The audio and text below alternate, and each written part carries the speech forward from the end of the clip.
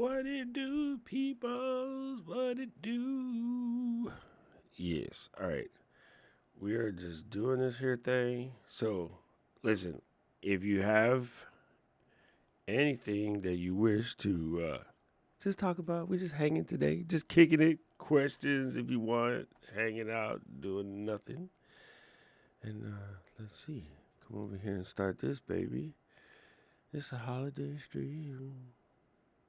Paul, you look like the same color as your wall.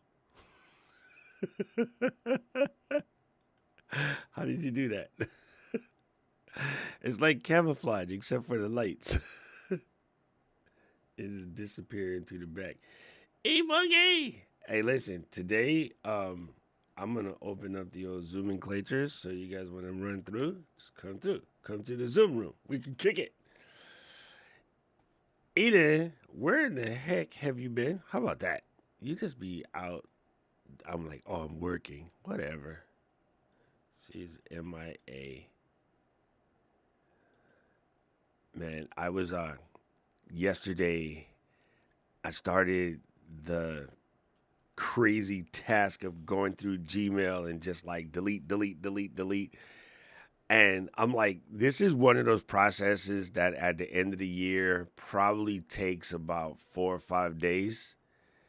Cause I'm not sitting there for 3 hours and doing it, but I spent a good hour yesterday while I'm watching TV. Delete, delete, delete, delete, delete. And then it dawned on me something that I started to do at the end of last year, but like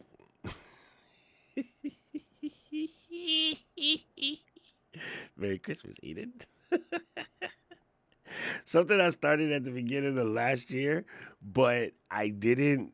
I don't know. I guess I forgot about it somewhere like after the first trip. I have been going by and unsubscribing to like some of the shopping joints that you subscribe to in order to get the 10% discount or whatever. And you just forget because my Gmail box be getting crushed, like getting crushed. So I was in there and just like deleting like crazy. And then I thought like, okay, I made some headroom. Yo, so I use this joint called SaneBox, and SaneBox kind of automatically sorts things to a decent level, right? So it sorts things into like save later, which is things that I probably want to see, but I don't have to see them right away.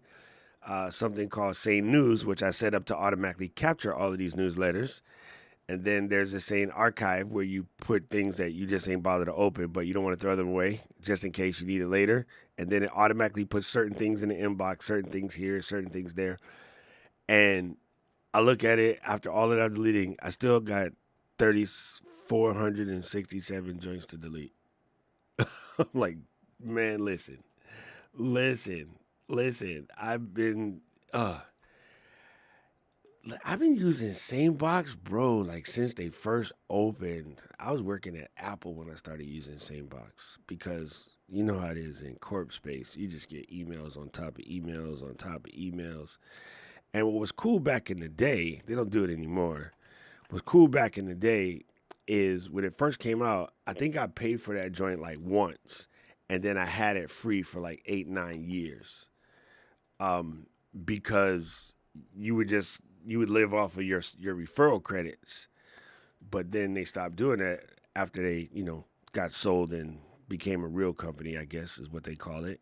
And from that moment on, like I've been paying for it, but it's still worth it. Like it's really cool. I did try this other app called Clean Email, which I think I got from Twit one day when I was on with Alex and Andy.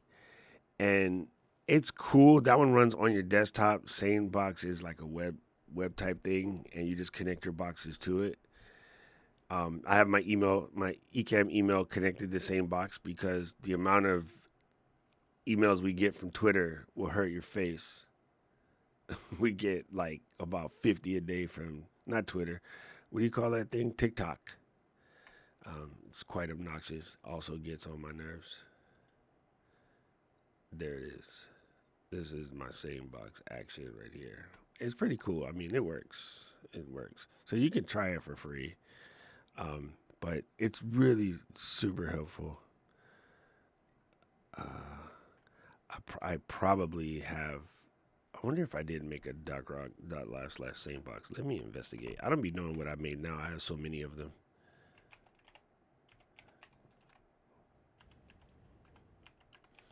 Hi, Eden. Nope, I didn't make one. I guess I should make one. Are you just going to be there or are you going to unmute yourself?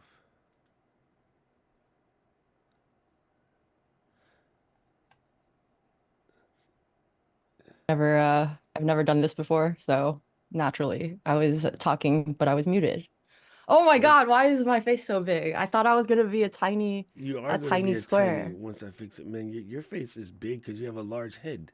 I know. I already have a large head. You didn't need to make my face take up so much of the screen. I What? mean, welcome to the large head crew. You can be with me and Fulgens. Yo, what color should I do? Should I Four. match you? Should I match Oh, look at purple? her. All right. She like doing her little light switch. Yo, so I have a question for you, E Boogie. What is going to be your big goal for next year?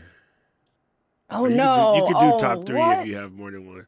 I know I still haven't settled yet. I have okay, so I do word of the year, but I don't think I've settled on what that word is yet. For next year or last year? No, this year, 25. Last year is in the past. I don't live in the past.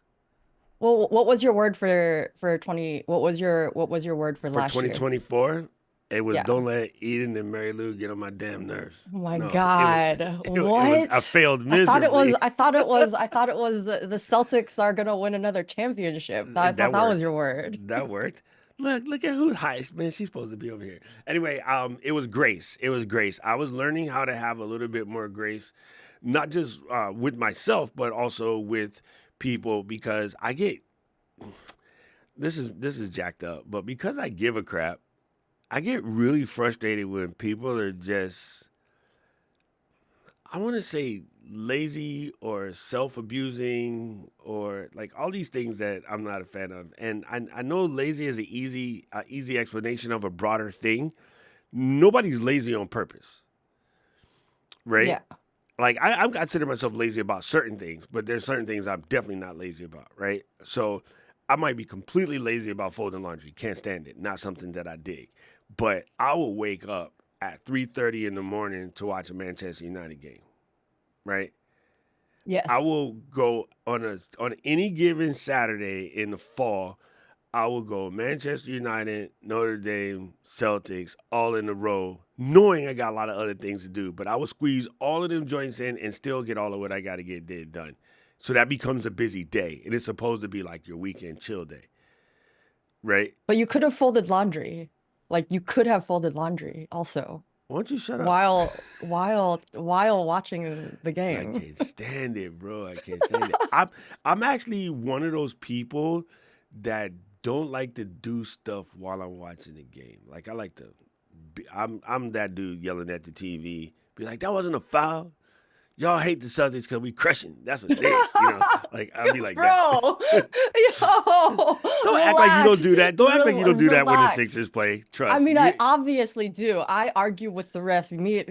I'm basically having a conversation with Scott Foster when I'm watching basketball. Okay, like Exactly, I'm, right? Because the yeah, refs they be like that. So, and so my thing was like I didn't want to blanket it as lazy, but because I care so much, I get mad when people who are dope don't like handle their dopeness. I'm like, you got blessed with dope and you don't handle your dopeness, right? And the other thing that I would get frustrated at is how people let just society take everything from them as if we're not the ones that's actually in control of society. So like if you listen to the general practitioner, hey, DC is in the building. Let's add him to the party. Bingo. yo, DC, bestie, let's make what's this up? let's make this a three-way Chinese talk. That was extra racist. 我也可以 I've 啊。muted myself. What's going on? Wait, Hey, Yeah, I where did I replaced you. go? Yeah. No, Oh. I was. Wait, I'm gonna make it so Eden doesn't blink when Daniel talks. Hold on. I gotta do this. Okay. Boom. What? So anyway, like at the end of the day, right? People like to say, "Oh, is society this and society?" I'm like, we are society. So if you just take it as face value, then you will ride the car from the back seat. But if you get in the driver's seat, you can make positive changes to sort of fix society, right? Yeah. If there is a whole bunch of people on the road doing one thing and one person's doing something different, that person's an anomaly. It doesn't become that big a deal unless they're driving backwards. But the reality, the reality is Ray Lewis evil. Yeah. The reality is, I give the perfect example. I won't use my weird analogy. I'll use a real analogy. Everyone says, "Oh, social No. media is trash. Social media is trash. Social media is trash." Cool. What did you make that was good? Huh? Yeah. If you didn't make anything good, then social media will remain trash. But we could drown out the BS with PS, positive shit. I was thinking about that actually specifically, which might be a little bit of a tangent, but you know how the This is tangent algorithm day. kind of like it helps amplify negativity Stop because it's adjusting, the Daniel. conflict that is engagement that like is what algorithms tend to highlight in posts. But I'm like, what happens? Like, how do we get the behavior to like get the algorithm to reward positive things, but sometimes there's just not as much to say when it's like a positive, constructive conversation versus like something that's like very conflicting and a lot of back and forth in a negative sense. Does that make sense, what I'm trying It to does say? make Or is sense. that like too but space cadet? it does make sense, but I will say with pure love that your premise is 108% wrong. So the algorithm doesn't have feelings. The Yeah, algorithm is math. That's what right. exactly algorithm, logarithm, like that's what it means, right? The rhythm in that is arithmetic, right? So what you're saying is the algorithm rewards negativity, but oh my God, Lou, listen, Lou, because we had a sneak peek on yesterday. Um, what the algorithm rewards is attention. Well, yeah, that's what I mean. I'm not saying it's because when things when you say something and I agree, I'm like, great, I agree with that. Maybe have like a little bit to add on. But if I disagree, it creates a lot more back and forth, which is what the algorithm ends up promoting, is what I So mean what we by have to do is okay, that's because we are all being constantly fed a bunch of negative energy. And if you yeah. absorb that negative energy, then you go looking for more negative energy because it does give you the feels. It makes you feel something. Right now, people are so dead legged that they're out here trying to feel something, right? When you hear people doing dangerous things or behaving dangerously, Daniel's riding a Daniel coaster. I'm teasing you, bro. They're out here trying to feel something. So if we put out more positive into the world, then the positive people outweigh the negative people, then the algorithm will reward positivity. Right now, it seems like a impossible mission, but it's definitely one I'm willing to take, right? And so Raph said it perfectly in the chat. Hey, Raph, Merry Christmas, brother. Says, no one thing has to change for you to win, succeed at whatever you want. So this is true on the biggest level because if you want to succeed at being a victim, you will win. If you want to, I say this all the time, people, if you want to fight for your limitations, you will win. So I finally got some science to back up what I've been saying for years, but I understand what it is. You have a system underneath the back of your brain, and it's known as the PAS, and the actual words that completely escape me right now because I didn't You have. mean the RAS? Reticular activation system. Reticular act. Oh, Yep. damn. See, I wasn't high. Whoa, that's Damn. science. Daniel Jeez, works in somebody was paying medical. attention in Wait, biology Daniel works in class. medical Wow. field too, right? It's like he's like me. We were ancillary hospital people. Yes, the RAS. Why did I say PAS? I'm thinking about the PlayStation activity system. I was thinking video game something. Okay, so in the rectal activation system, that's called gas. Whoa. Say old people, man, this is what we do. We just lean. When you see old people lean to that one side, look out. Look, why you laughing, Paul? The other Paul to keep his screen off because he already leaning. Anyway. So okay, if I say, oh my God, Raph, have you seen the new Black Magic camera? Those two cameras are not very out in the wild, right? And then he goes, you know, it's funny. I just watched a video from Brandon Biwash, and they were talking about it. And I swear, since that day in my area, I seen like 5, 6 people walking around with it. Those people was always there, but Raph wasn't paying them no Hmm. attention because Raph shoots high end Canon, right? Like, all of a sudden we saw a couple of our friends make videos about the Ursa, or I always want to call it Praxis, which sounds like a video person again, a What? game, I mean. But he was like, oh my God, I just keep seeing them. Like, I went to this thing and I saw them. And then, I went to my friend's church. They had like 20 of them. They were switching and then they're using it for this event. So that's because the reason why is I used to call it ambient awareness, right? Whenever you talk about uh, a red Mercedes, you will see hundreds of red Mercedes, license plate 168. I'll let that marinate with you too. But that's what's going on. So if you're telling yourself that I lack camera confidence and I suck, you will slightly do self-fulfilling things. You will wreck your stream. If you say this stream is going to go horrible, the stream will go horrible. Whether you like it or not, you will do things accidentally to mess yourself up. That's your brain is that strong. And why it does that, I ain't that far into the reading yet, but it is a thing that happens. So that's why, going on what Raph said and what I say, you succeed at whatever you want. So if you want to succeed at staying in the same spot, you fit in the win. If you want to Yeah. succeed at growing, you will grow. Whatever you put your attention to becomes a thing. And so what I did yesterday as an experiment was I went into, so you go into your YouTube feed and you go into your watch history and you look at the short shelf and you say, remove from history all the shorts that you accidentally passed that have nothing to do with you. But you sat there long enough that it triggered the watch history. So like if I'm doing shorts and all of a sudden Mary Lou gives me a text, I look at my computer, that short is playing. But that short Yeah. is none of my It's a business. fake view. It's a Yeah. fake view, right? And then I'll put the phone down to answer her, and then I'll pick the phone back up, and it's already gone into the next short. Yeah. But because I let that one slide, the algo thinks like, oh, he likes this. And no, I don't want to see that. So what you do is you go into your history and you say, remove from history, remove from history, remove from history.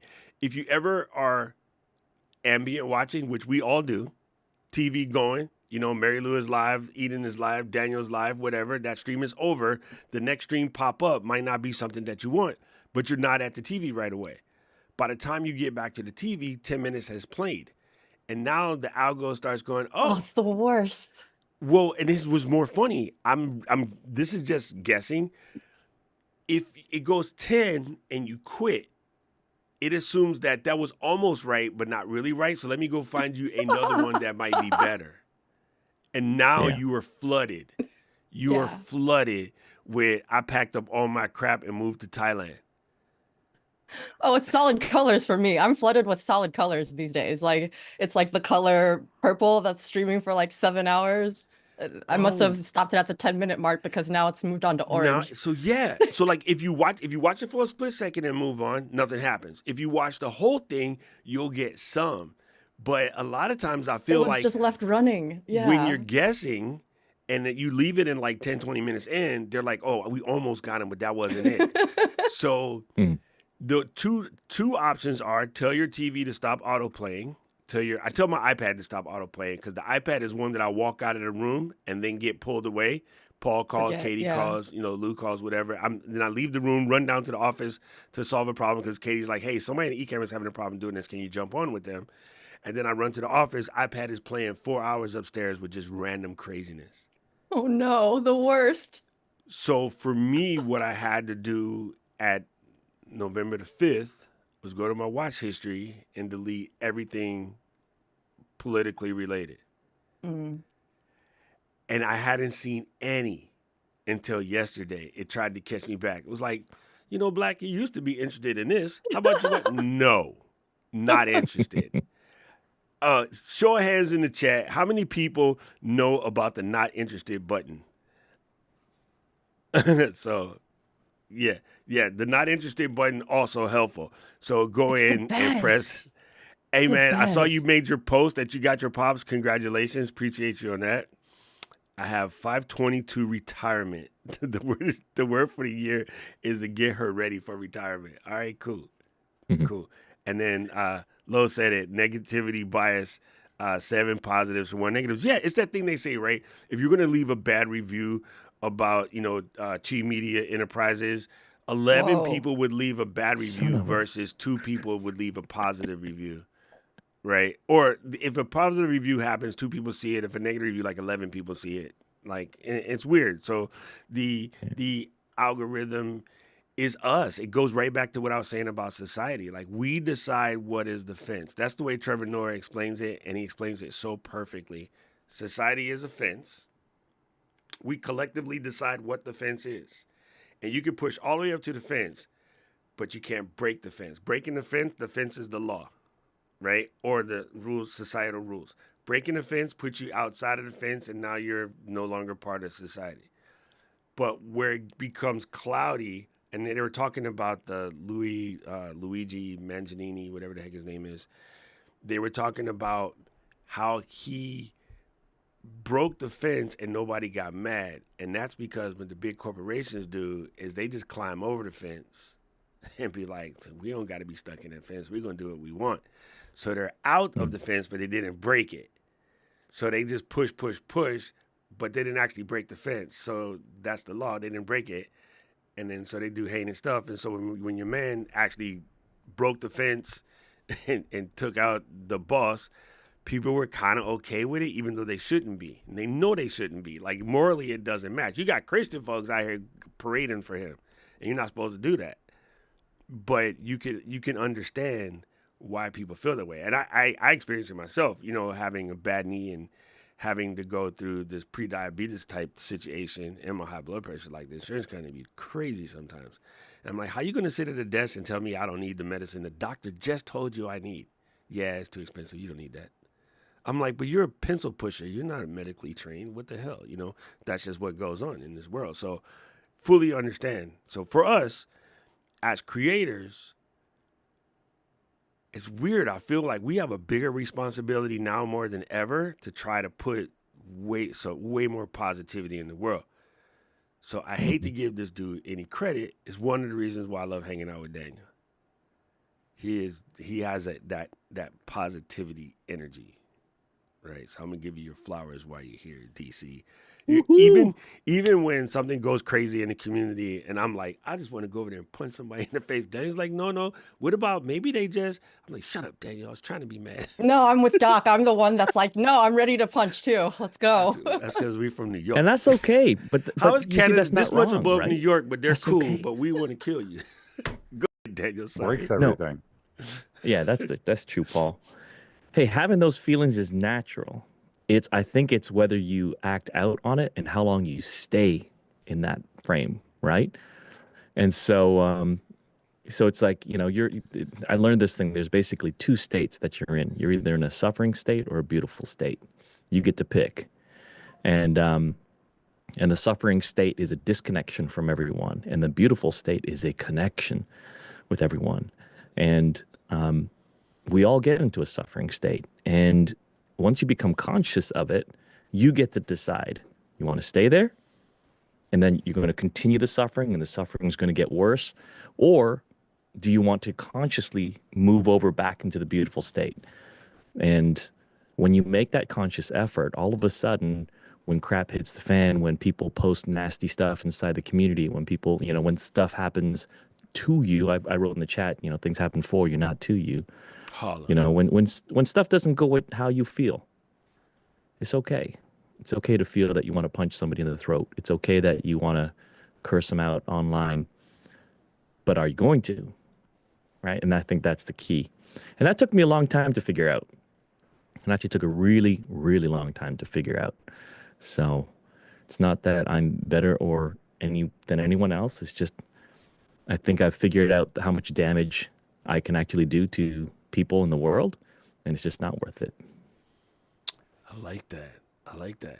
All right, we're gonna try Yo, something how Yeah. is here. anyone gonna follow that monologue? Like I Show's was done. just I was just thinking that I had this sick analogy that I thought of while we were having that conversation where it's like kind of like what Rock is saying, Doc is saying is that like you have to treat like actions in life the way you like treat training your algorithm. You know how like you can hit the not interested button or you can like tell the algorithm you like something. And it's like if you want a better algorithm, right? That you have to train it. And so that's like the same thing as like if you apply that to like life, if you don't like something about it, you have to do something to change it instead of just like being like, well, I hate it Nice. here. So like I said, I following your monologue. I mean, my analogy doesn't sound that cool anymore, but No, that is so good. You're taking it to the technical level. And, the algorithm is the smartest, dumbest thing around. It's just going to Yes. follow what it thinks you yeah. like, what you want. And, little do Well, you know that it's going to start planting little seeds because it's like, okay, are they going to hover their mouse on this thumbnail? And if you do, right, let's just say you got a whole bunch of stuff on your video feed and it's all generally stuff that you are interested in.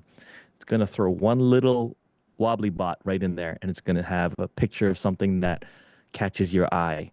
And if you stop scrolling, and what's a tendency that we all do is we move our mouse to the things we're looking at. And so YouTube is using heat maps. Every good website is going to use a heat map.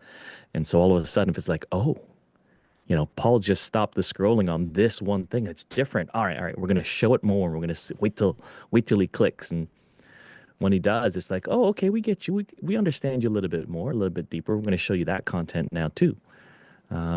It's ridiculous how smart, actually, how intelligent the algorithm is to the point where your YouTube journey is not just siloed on what you do on YouTube. I think we all know that by now.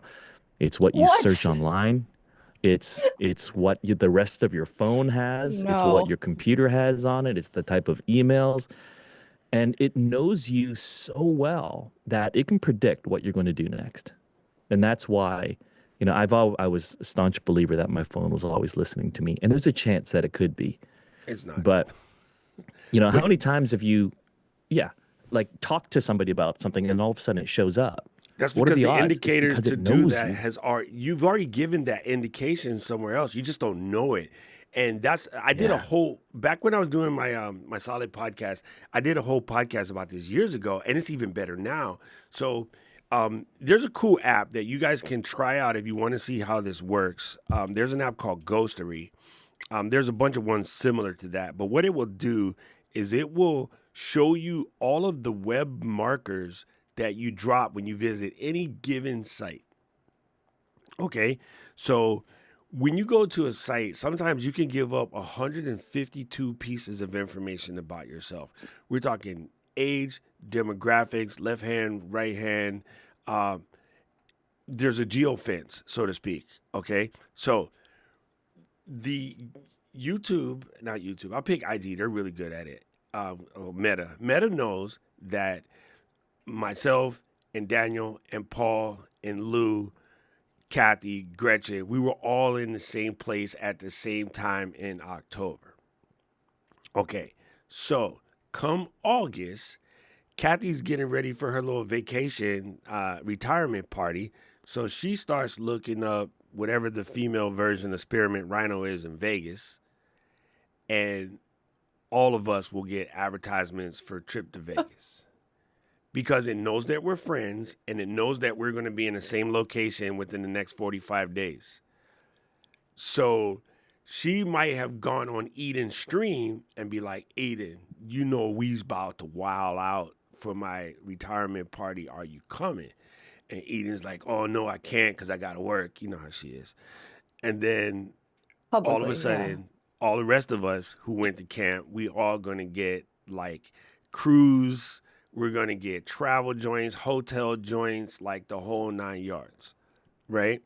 So if Paul all of a sudden went to go look for something about his knee pain, because I am online with Paul all the time at the same time, even though we're not in the same spot, but the meta knows that because we're in a Facebook group commenting together, or Daniel too, because we're talking with somebody off the ledge or helping somebody or whatever. When Paul goes to look up something about his knee pain, it will service those ads just in case, and it already knows that I had knee surgery, so I'm gonna get more of them than Daniel. That's what it is. Yeah. And everyone thinks it works so good that it seems like it's listening. But we all do this for a living. Just go do a search on the Mic One on your computer and see how much data you're serving just from the streams that you ain't cleaned out your eCam folder. Hmm. There's no way that any company can afford to record all of what we listen to all day. It's just there's not enough. All right, pop quiz for y'all. Please show me more What do you? tripod options for phones. I like to prefer Okay. to think that it's listening. All right, I got a trivia question. What do you think was the first large-scale data mining company in the world? First large scale, the Catholic I might be wrong, but I Diocese. think I'm right. Catholic Diocese of the United States. That might be right, actually. No, Air Miles. Oh yes, 100%. Yeah. 25 years ago, 25 to 30 years ago, they started, right? It's like all of a sudden, collect Air Miles, buy stuff, and use this Air Miles card. Do you know how many points of data they had at that time? Yes, so true, 141. so true. Right? Preferred seat, Yep. where you go, how much bags you carry, like how quick you show up to the gate. Like, are you a Damn. gate stalker, or Yep. you to eat in, come through last minute with your Stanley Cup? Wait, hung over. Yeah, it First was of all. brilliant. Like you use it everywhere you buy, and every little item that you shop for Yeah. gets saved in their database. It was the first large scale project, and today, I mean, they're way past 141 points. It's got to be tens of thousands of points, Oh, Yeah. especially with what you were just referring to, like this spider web of everybody that you're now in communication with. It's like, oh yeah, we see patterns. So, They know So- more about you than you do. oh, 100%. 100%. 100%. And Daniel's right about the heat maps on websites. We used to have a plug-in for some of the white websites I used to build for my corporate clients, and we used to do heat map plugins just to see if people are following the Z, because most people would read a website like a Z, and then there's a F pattern, and you would sort of score whether you're reading a Z pattern or an F pattern, and you would move things into prominent positions accordingly. That's why banners were so prominent back in the day, and not so much now. And now they are served on the side because it's the end of the Z. So your eye will get to the banner that's down here. If you watch Facebook to this very day, some of the biggest ads are right there in the bottom right corner of the website. So it's super interesting. Daniel, do you do theme of the year or word of the year type situation? Yeah. So what's going to be Yeah. yours for 25? Simplify. Oh, yes, we got Katie on. Yeah. It's funny. I did see your stream the other day, or your video the other day, and you were talking about that because even as you're building your studio out, you're building them in smaller setups instead of just the Yeah. one crazy setup, right? Yeah.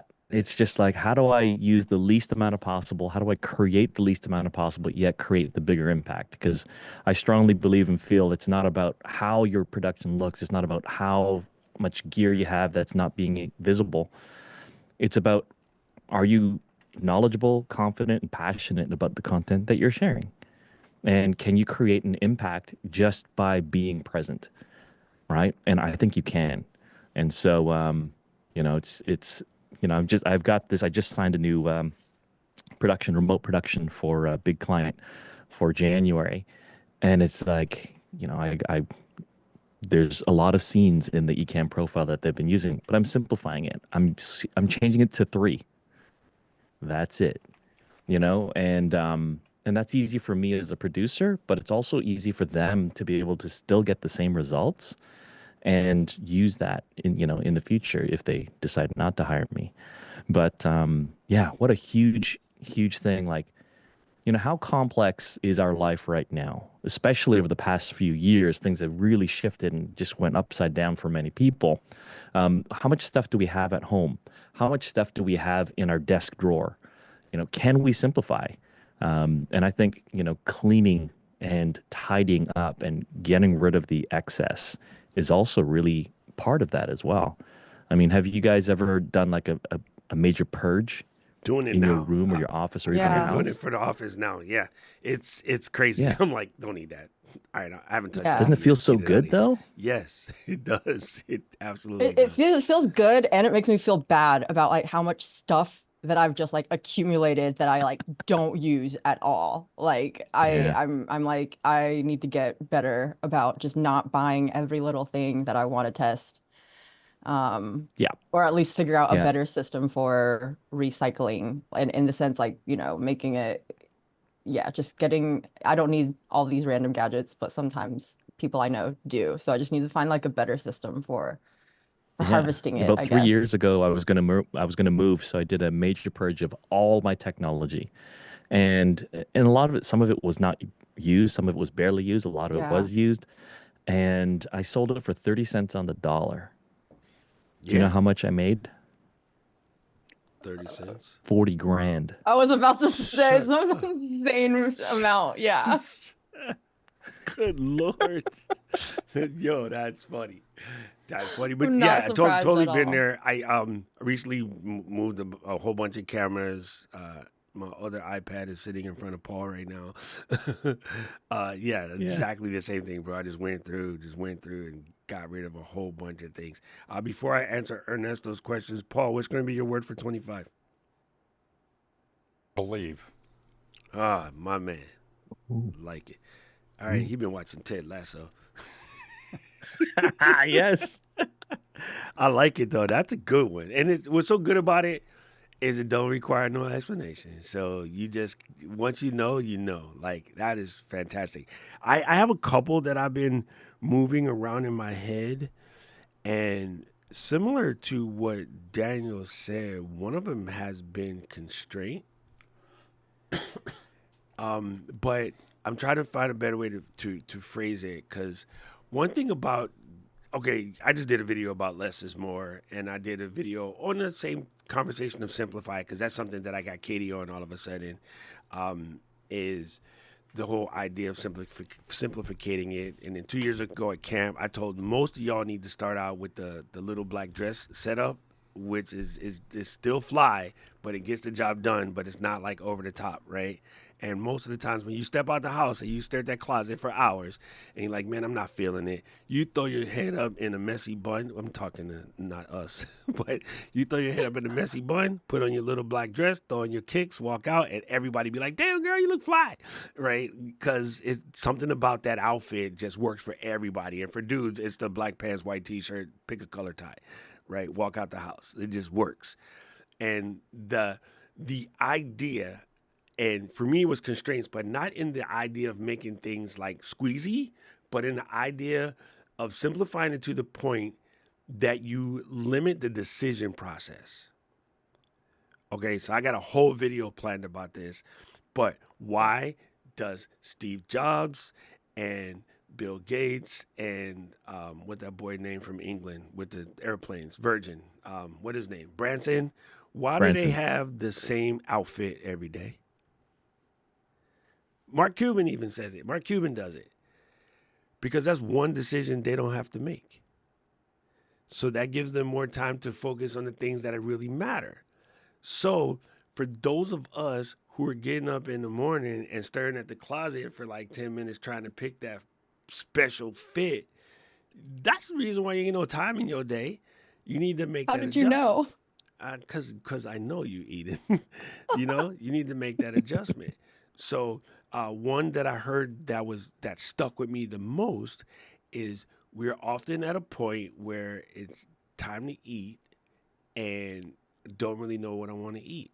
So what you do is you have the ingredients for a no decision meal. It's your emergency decision meal, right?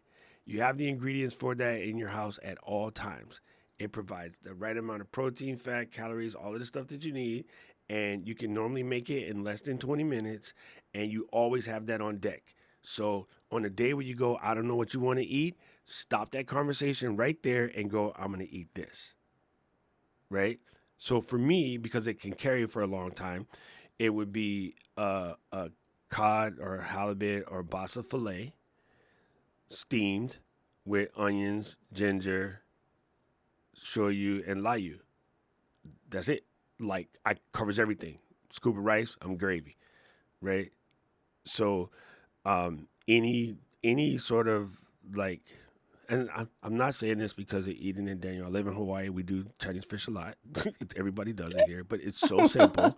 It is so simple. It literally takes less than 10 minutes to make, and it's delicious, right? You just take that with whatever green veggie you have in the fridge, and you can literally make that in less than 10 minutes, right? And so what I normally make is blistered green beans, which is kind of like Dentyne Fong without the frying pan. You just do it with the air fryer. And so I can always have that stuff on deck because it lasts a long time. Like, you can have green beans in the refrigerator for like a month. They're not going to die. And if you set yourself up for that simple, just handle it and be done, you don't spend time thinking about that and just like going around in circles and staring at DoorDash and all this other shit. The other thing is, it's actually an inexpensive meal. You know what I mean?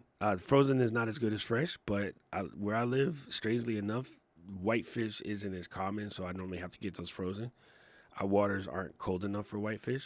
I don't like salmon. I don't like fishy fish.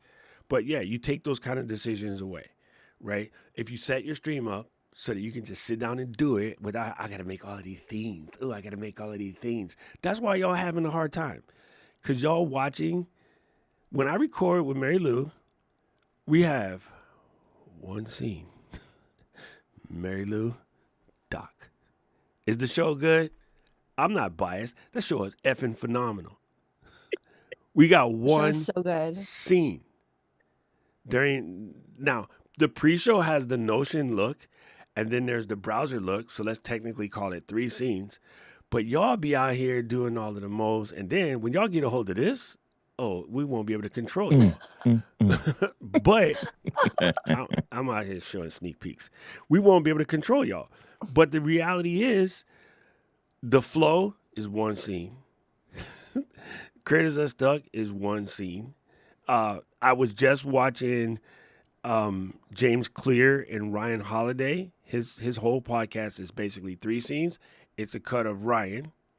It's a cut of James Clear. And he has this really dope shot you got to see, Daniel. He put his laptop right here. You can only see the kiss of his shoulder, but he's looking at what we see on Ecamm, like on the desk. It is just the dopest shot. And I'm like, I might steal that. I might steal that. Yeah. Got to get a nice telephoto for that. Yeah. I'm going to show you, I'm going to bring it up real quick.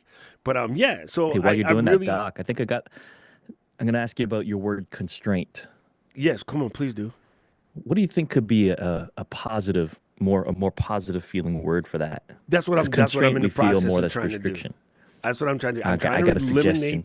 I'm trying to eliminate the restriction part of it. So that's why I don't want to use that word, because it sounds binding, and I don't want it to be that. I want it to be, how about that? Streamline. I like that. That's cool. Yeah, streamline might be the right answer. Because I'm streamlining this waist over here. I'm officially 19 pounds down. Yeah. Nice. Aju, nice. Nice. You know what I'm saying? I put 10 pounds in the mail for you to lose. You can't pass it off to somebody else, bro. Yo, what is up, fam? What is up? Yes. Simply, I like Ernesto say he like it too. I like it. That's a good one, Daniel. All right, I'm writing this down. Because I've been working on my word, and I put thought into it. I just don't want to pick the fancy word that everybody else is picking. You know what I mean? I want to pick something that I can do, but I can also work it into my content. That's actually a really good word for content creators. 100%. I love Streamline. I use it for everything. People get so mad at me when I use it outside of like in random context. Sometimes they're like, you didn't need to use Streamline there. But I'm like, but it was apt, wasn't it? Yep. All right, listen, that's it. That's my live stream show. Streamline done. I called it. Family, I hard had enough. the dopest conversation with Flojo over here yesterday. First of all, she didn't grow up there, but she lives where I grew up. And then so was reminiscing about my old neighborhoods, and it was making me feel some type of way. but but yeah, you're right. Reducing the number of decisions opened up more space for you to produce more. I got Ernesto's question, so let's hit it. Ernesto said, "What is your favorite gear of 2024? Any regrets?" And of course, we had to hit with the no regrets. That's my favorite joint, bro. No regrets. What is your favorite gear 2024? P. Duncan. Man, I am so mad at Sean. I can't call Paul P. Diddley no more. Ooh, It's P. Dunks now. that's a no. Nope. Yeah, that's a Damn it. come on there. Don't say Johnson's baby oil, by the way, Paul. That's on the That's it. constriction list. I have to take the batteries out. That's on the constriction. What's your favorite piece of gear, Paul? I think kind of like my Go 3. All right, Insta360 Go 3. All right, good one. E-Boogie? Nice. I got an Android for the first time to play with, and I got the Fold. So it's been fun to learn. Oh, Daniel? Where's the remove button? listen. Sarangheo. It's not by choice, okay? I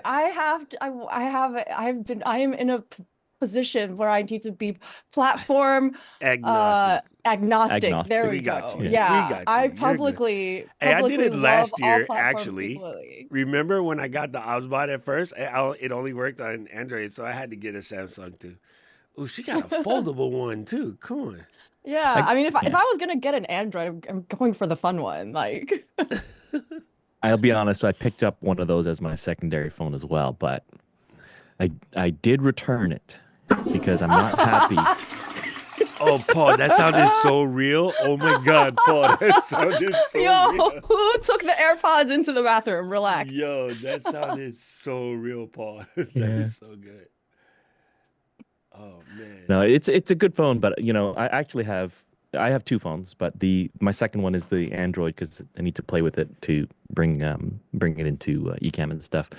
But Yeah. the Fold, I just found that it was not as snappy as I would prefer it to be. Yeah. I So, like it. I like it. but yeah. Well, my favorite piece of gear, it's got to be, and it's the last big one that I bought for the year. It's my Mac Mini M4. Ooh, come with it. Come with it. It is so powerful for the price. It's insane. It's just And they're all clean. sold out. Wow. Hard to get. Oh, So- with you saying that, Daniel, actually, I would have to say my new MacBook Pro, my M4 MacBook Pro. Oh, That nice. beats everything. Yeah. I'm taking it for granted now, but that's been a life changer. I Yeah. upgraded to the Isn't it- M3, and I still like compulsively like check activity task manager for like for usage, but it's like apparently it's been doing great though. So yeah, not as Yeah. cool as M4, but oh Doc, you like my side commentary? Dude, that's super funny. I would say this is corny. This is corny, and I'm sorry. My favorite piece of gear for 2024. Me? The Doc pause. And no, the That's reason just a for given it because is here's mine. it was a lot more work than one would assume, and it was something that come on, Rich, come on, listen, this is why I love my brother right here. This is why I love this big goofball. That's my G, right? I didn't even see this, but this is why.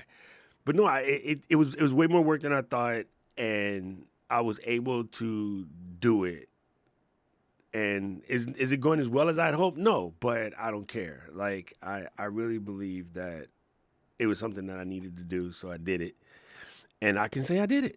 Like, Yeah. it's not even about a bragging right or something. It's about knowing that I'm putting something dope out into the world. If it can make you feel a little bit better about what you do, or just give you your little identity tweak, or whatever the case may be, like I feel it was a necessary. I feel it was a necessary. So It was a You great know, I don't know if accomplishment. people understand how different this is than other pop filters. Like Yep. the pop filters that come on the Shure, they're good. But the foam is different. You know, when I got mine in the mail, I was like, "Oh wow, this foam is different. It's a much denser foam, but it doesn't because the creator is affect your dense. vocal tone quality, right? Yeah, it doesn't affect your vocal quality.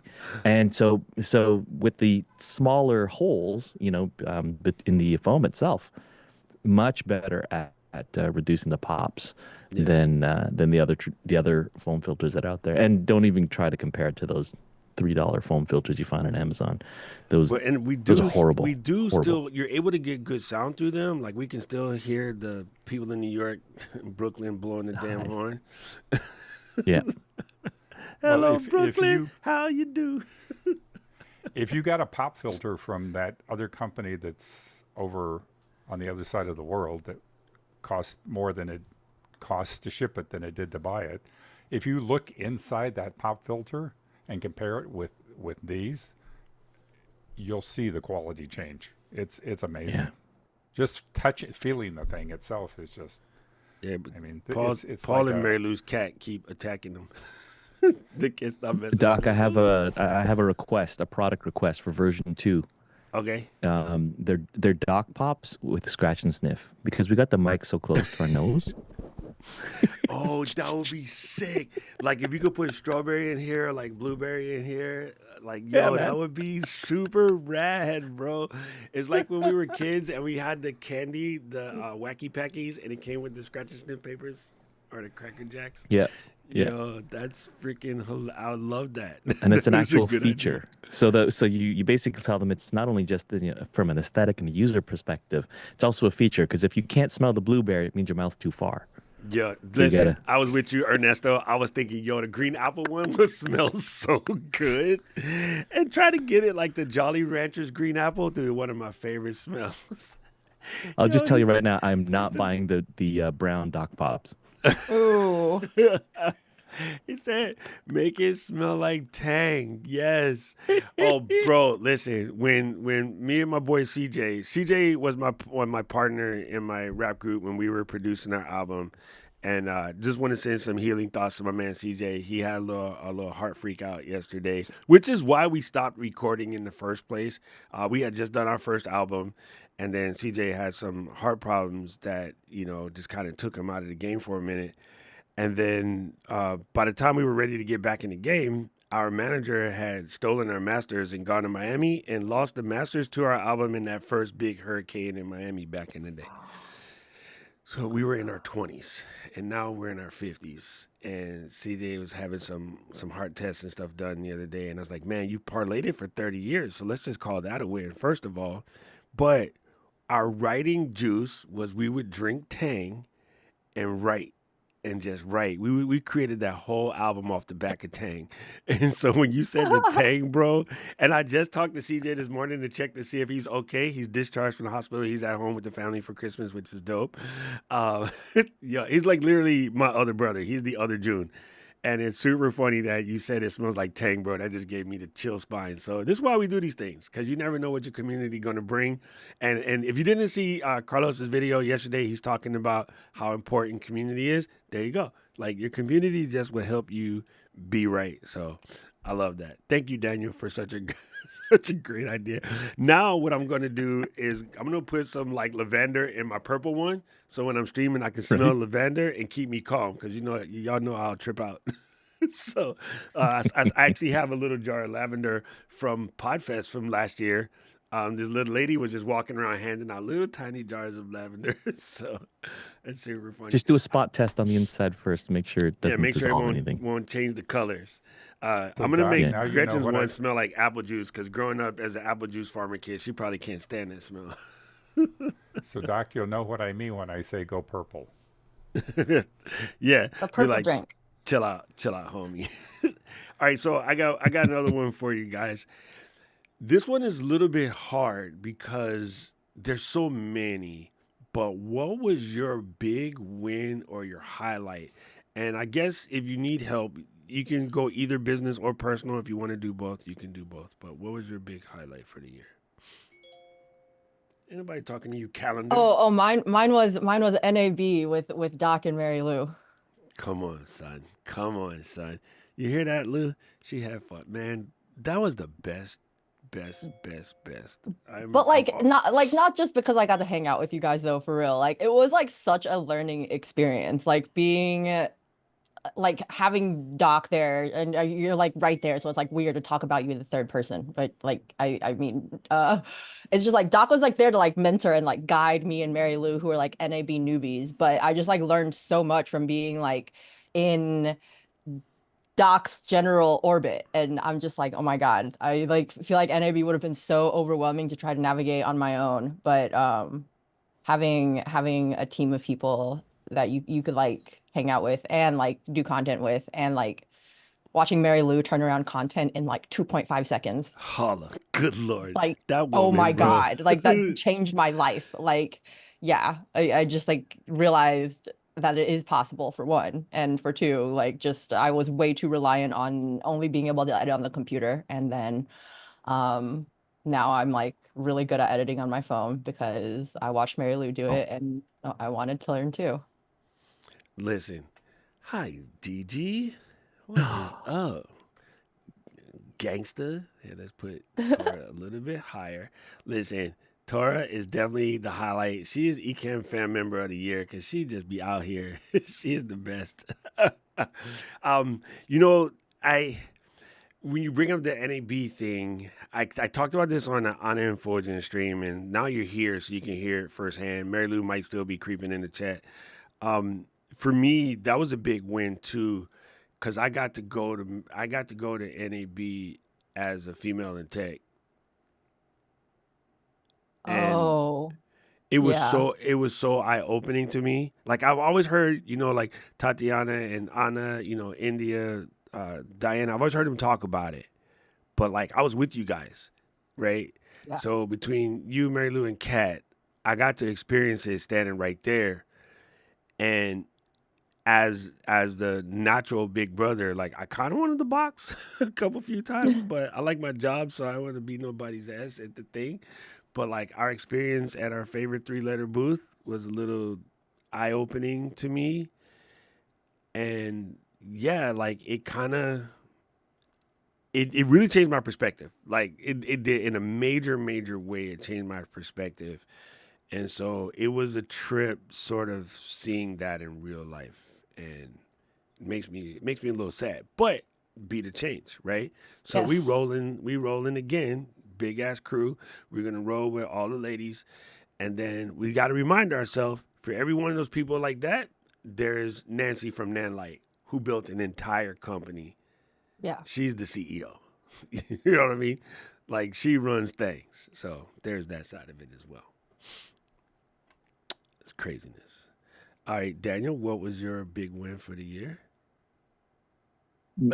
So many of them, but honestly, Creator Camp was just such a Don't make tremendous, Gretchen cry. impactful event. Not only just to see, the few people that I had met the previous year, but a whole bunch of new people this year, right? And I just love how Paul, Katie, and whoever else was working on the back end to structure the whole event. I think it was really good in terms of being able to have more time with the other trainers, with the other staff, with all the other attendees as well. So that was huge. Yeah. And your jacket was Just wait definitely till the win. Your Yes. jacket Yeah, was my on Ecam point. jacket. Jacket was on You gotta point. wait to see what happens next year. Yeah, Oh just my wait till God. you see what's in store for you for 2025. Yeah. Yo, see? She said it was that blazer, though. It was that blazer. All right, Gretchen, while you get unmuted. Paul, what was yours for the year? It's a toss up between Creator Camp and I think probably the biggest though was the award I got from Ecamm, which blew me away. You deserve It it. was it That's the was end of your like compliments for the year. absolutely. I'm almost out. I got like 2 left I got to use before the end of the year. I got that package and opened it up and sat here and cried for 10 minutes. Look at that. Look, Daniel with the Zoom, whatchamacallits. Yo, that is sick. Yeah, that was pretty dope. Like, honestly, that was super dope. And you deserved it, bro. Gretchen, what was yours? My goodness. Oh, your shisha. Well, it kind of what? Your My shisha. shisha. Yeah. I mean, actually, and filming and putting it out and building it. Yeah, just to put that together and to make shorts of it or even longer pieces and a playlist of that and actually to be able to document that in some way. I mean, I'm used to documenting things in still life. I think I'm getting better on documenting in video. Hey, Mary Lou, I edited 2 videos this morning, 2, and one of them wasn't even in iMovie. Woohoo! So there you go. I did it in Man, CapCut. I listen, got 2, and yesterday, I filmed 5 yesterday. oh, I, come I on now. I recorded 5 yesterday. I was like, that's a Gretchen's killing huge it. It's that's a Gretchen. huge step for me. Yo, Yeah, yesterday so I was talking with Flo, and she's like, "Listen, I opened up iMovie and I was ready to edit this movie, and I was like, no, this is not iMovie. happening." She was Oh like, no. I quickly Okay. ran away." So that's funny. And I just wanted to say, when you were talking about making shorts, Gretchen, Roy's comment came up, and I was thinking about Daniel's jacket as shorts. Oh, Daniel, I got my film back. I thought I had a bunch of pictures of Aiden, but I don't. I have pictures of it, but I have it because the only camera I took to Ecamm was the camera that I've had longer than I've had my husband for 50 years. So it was my film camera. And I have a great shot of you in that jacket. It's like, Oh, yay! hold, Oh, It that's hold up, was awesome. wait! I just it noticed something. was Did y'all notice that Gangsta Grandma got gold fingers for Christmas? Ooh. Dude, all I can think of, Gretchen, right now is Eartha Kitt. Gold fingers. Gangstagrandma has gold fingers, has an 85-year-old Norwegian sweater on, and a turtleneck that is probably 30 years old from Big White ski area in Canada. So See, I'm a nod. that sweatshirt is older than Eden. She's not even 30 yet. Yeah, it is probably. Yeah. Oh, So come on. That's awesome, man. Listen, I think, honestly, for me, the big win of the year, and again, a little sappy, was sitting at the table at our little house, and Mary Lou and I and my boy Brad, we were just talking about content and the struggles of content. And this was right in the middle of the whole, like, sort of Insta360 kerfuffle. And it was like, yo, when we get back, we should do a stream and talk about it. And then we did. And then it was like, yo, this was dope. We should turn this into a show. And then we did. And then so, like, Creators Unstuck was sort of born out of our NAB trip. But it's been amazing. And next month, we're at Podfest. And the whole room where you come to record is the Unstuck Studios. You know that thing that we built, Michelle, in Atlanta? Right? Or Kathy, she's here too. Kathy was there with me, Luis. Yeah, we're calling that the Unstuck Studios, and we're setting it up at Podfest. And Mary Lou and I are speaking at Podfest as Creators Unstuck. And it's just, it's crazy. Like, it's a massive win for the year, but not just because of it as a personal achievement per se. I feel like it actually helps. I don't know if it helps anybody else. It helps me.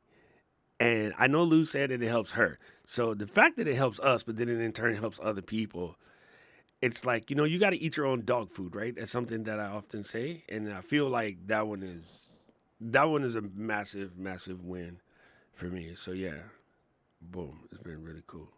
Marcel says she created something like that in the studio.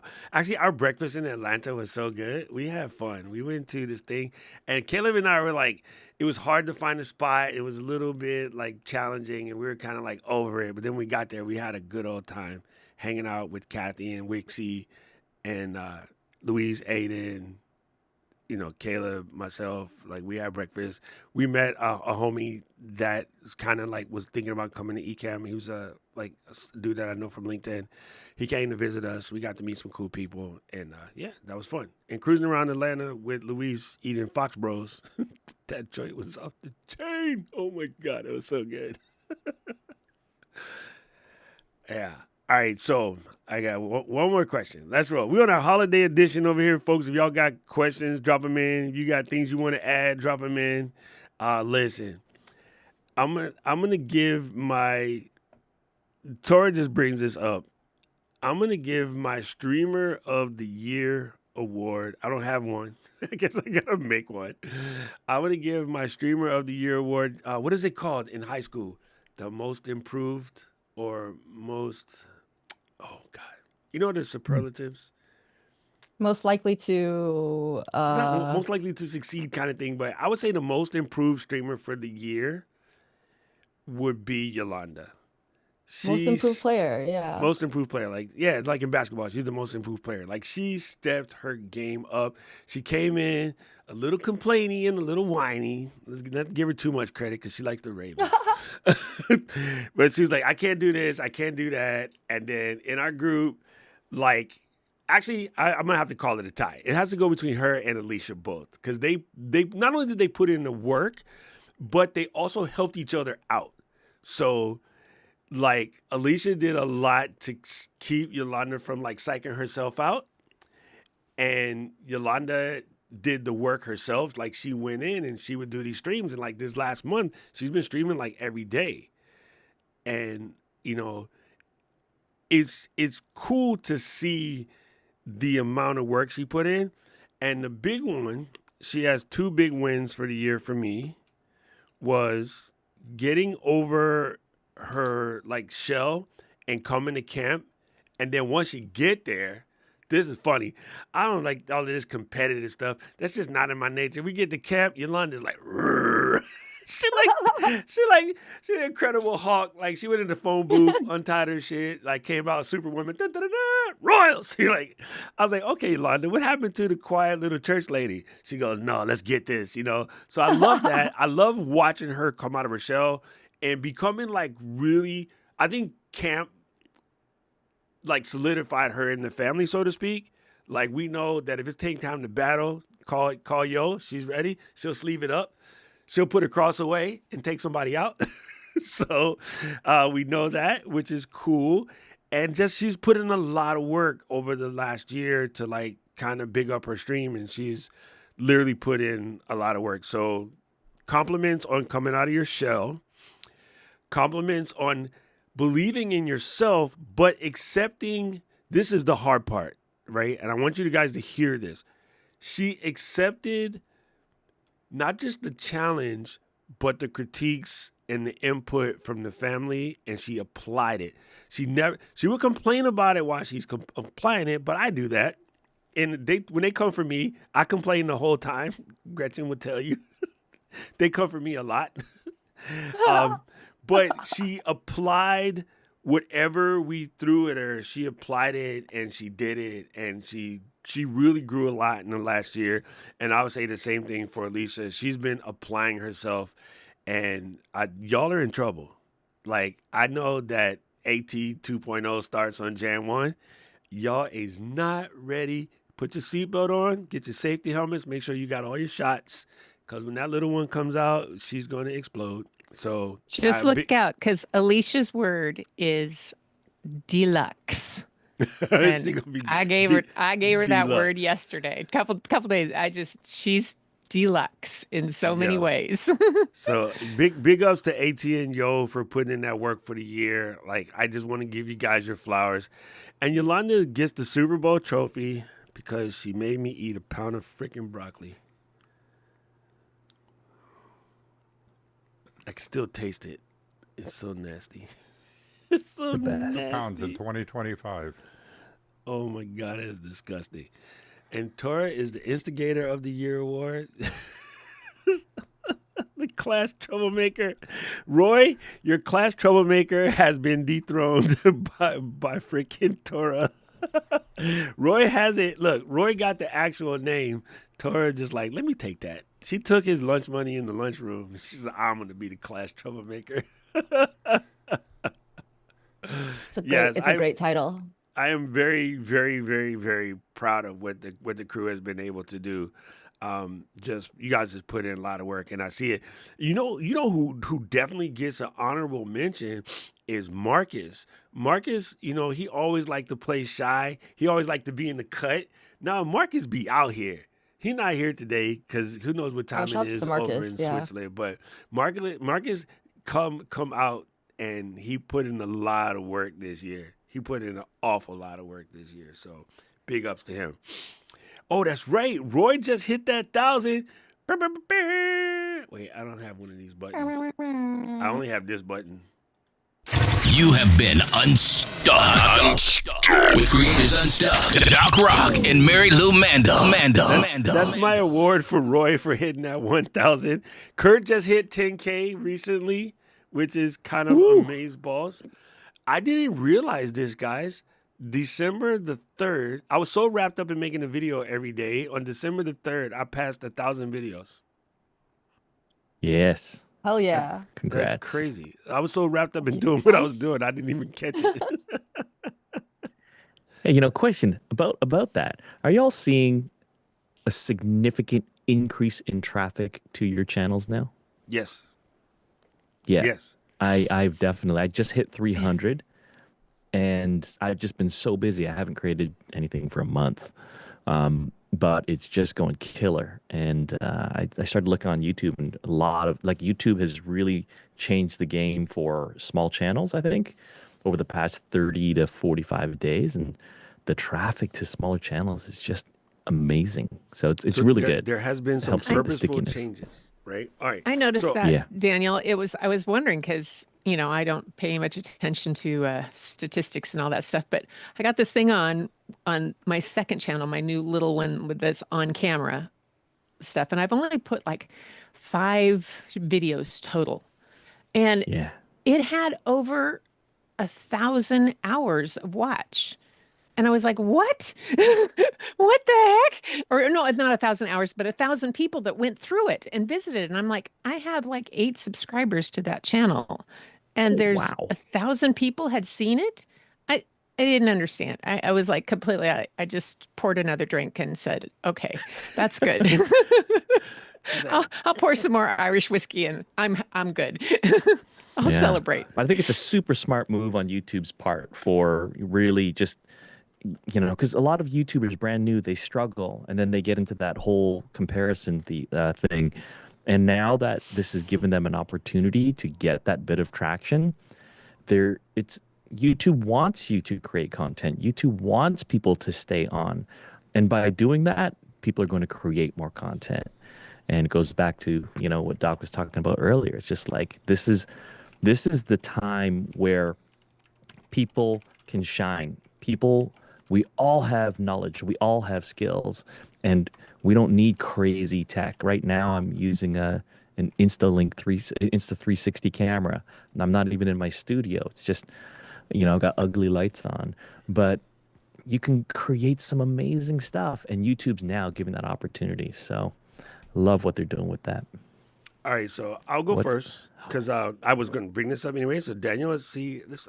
Daniel we be on point. like how I found Daniel is my brother was helping me moderate, and then Daniel kept popping up, and I was like, June, he just like you, but worse, because he's nice about it. Worse. Because June is like me. We're still a little prickly. I mean, we got raised by an angry Korean man. What do you want? So I was like, Daniel is just like you, but worse. And then he's on point though. So we're on the same page because he's very.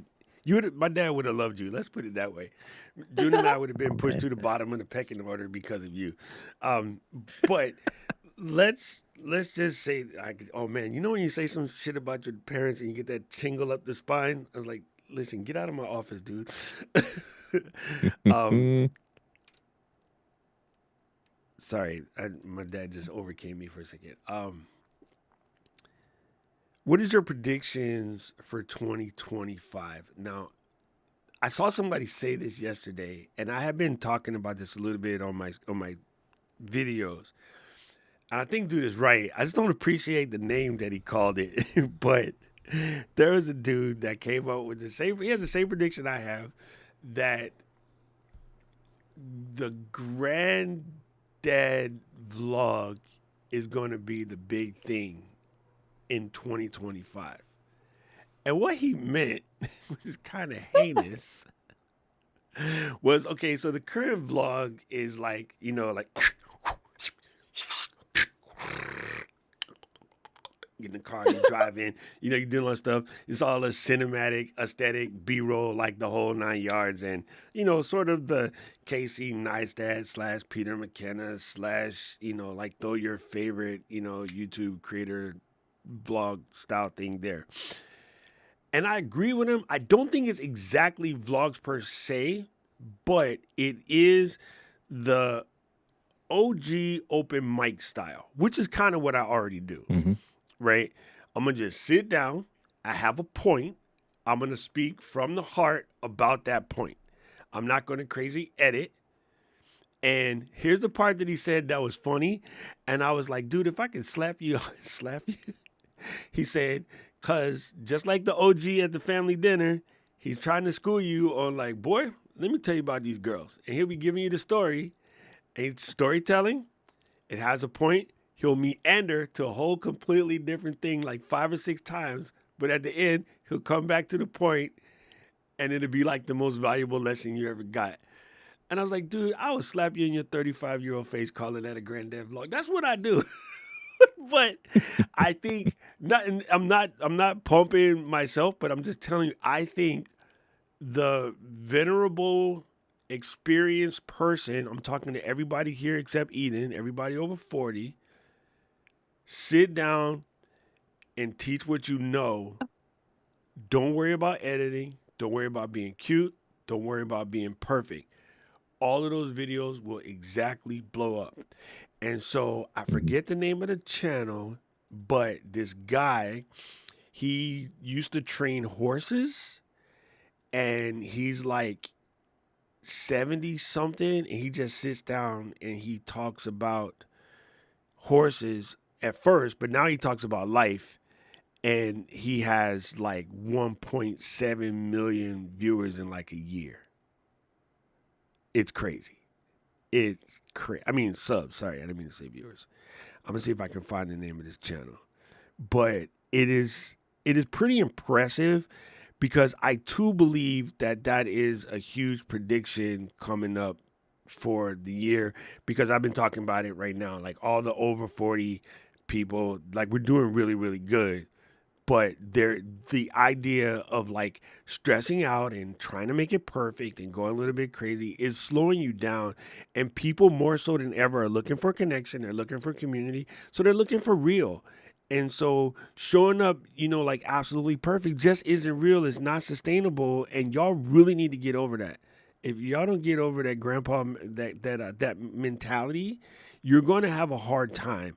And you are probably keeping yourself from sharing dopeness with the world because you're too busy worried about trying to be perfect. So I think Roy kind of creates some stuff like this. Okay, it's called Dry Creek Wrangler. He has 1.34 million subs on 250 videos. Doc, I typed my message in YouTube for my prediction, and I don't know if you saw it, but you literally said the exact same words after I posted it. There it is. So Daniel and I agree. I told you, like, Daniel is the other June. Get on my nerves. Like, all I need Daniel to do is pop up in the back of my office one day and be in my shot. Yeah. I'm telling you, like, you guys are so worried about it right now, but stop worrying. I'm giving you permission right now to stop worrying and just sit down and have your conversation. Roy has been doing it over the right before camp, right after camp, in his car, driving in his car, like, oh, let me just sit down. And so one of the things that came up in this conversation, the guy's video, is a bunch of it is people recording in their car. Because if you only have this, the Osmo Pocket 3 I'm holding up for somebody that's not just watching us on TV but not watching us. See what I did there? Do this, people. Describe stuff more often, because the stats have proven that people are watching on TV. They might not actually be watching. They might be ambiently watching. But the Osmo Pocket 3 posted up on the dashboard in your car without the extra mic is phenomenal acoustics. So a lot of people do them in their car. If you live in the house, well, my kids make too much noise. Cool, go record it in the car. What about my slides? Fuck your slides. Record it in the car. Speak from the hip. Yeah. Speak what you know. Slides. Because if we at the coffee shop, right, and Eden, you trying to school me on camera, where your slides at? I thought you meant like Adidas slides. No, oh, this girl, you know I would never say nothing heinous about the Adidas slides. How dare you? This is an Adidas sweater right here. What you talking about? You know how I am. I am Adidas to the core. Is it the age difference or what is it? I don't know. Priceless. So I told you Eden for is everybody over priceless. 40, and I said except Eden because she's not 40 yet. Are you sure those are gummy bears in that bowl next to you? Listen, do not, if Eden hands you a gummy bear, don't eat it. That's all I'm saying. Or do, but you know.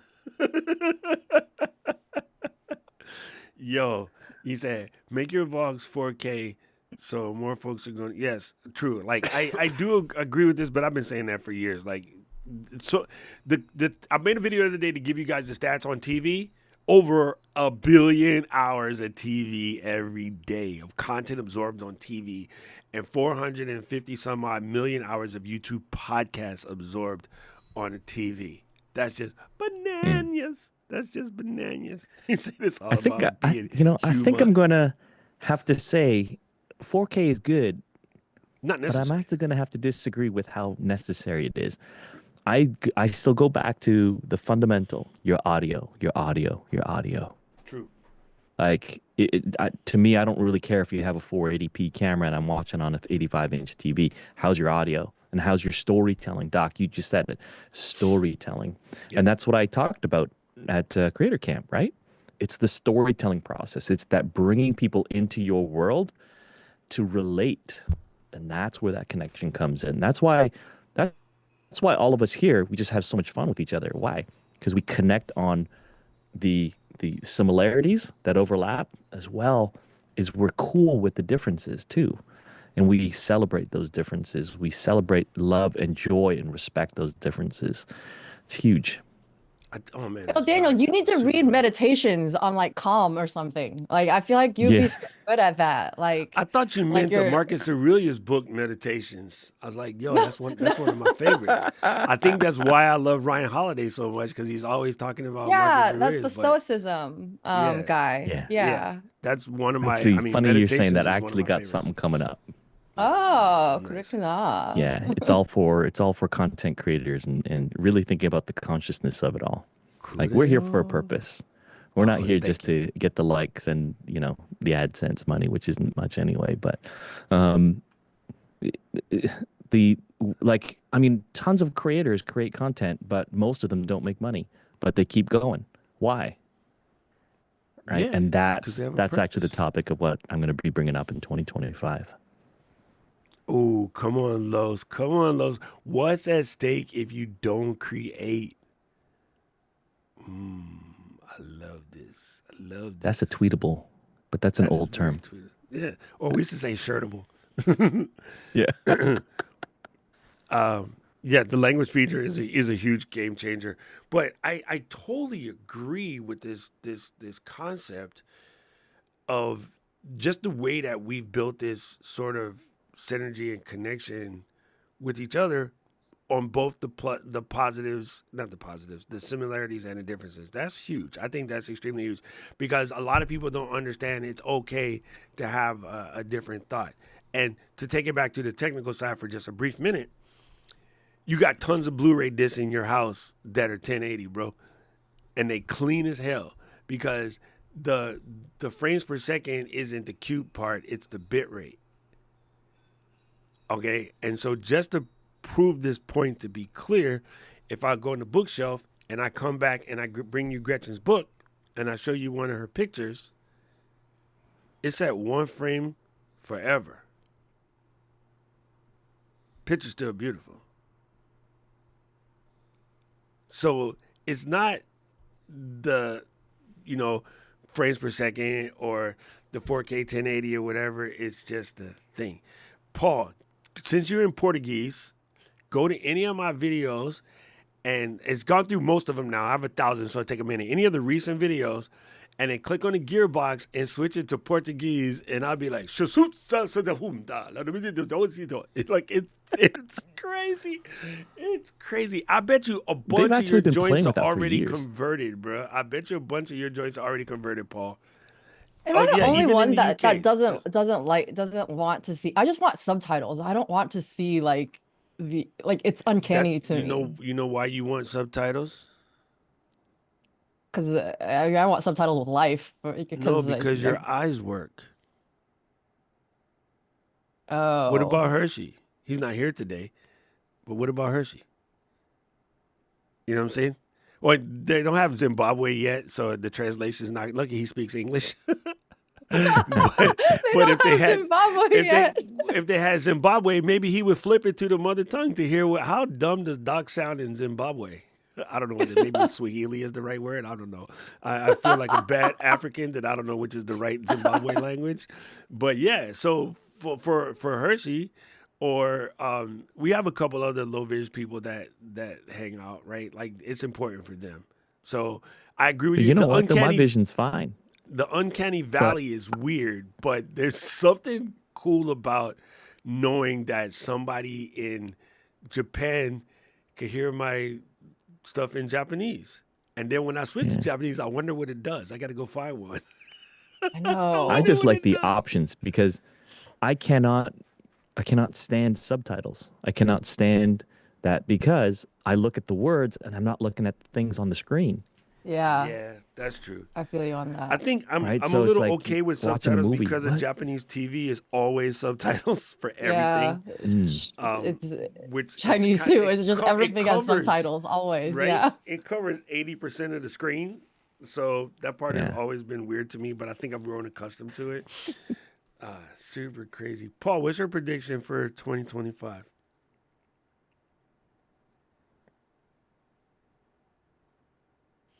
Oh, my prediction Muted. is a mute button. Yeah. We predict 37% increase in people muted speaking.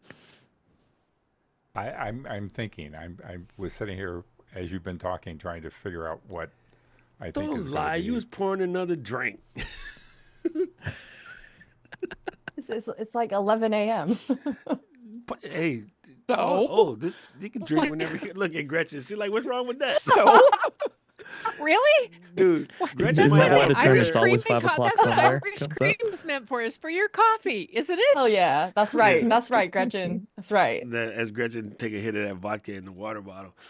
Gretchen, what's going to be your prediction Wink, for wink. 2025 in content creation?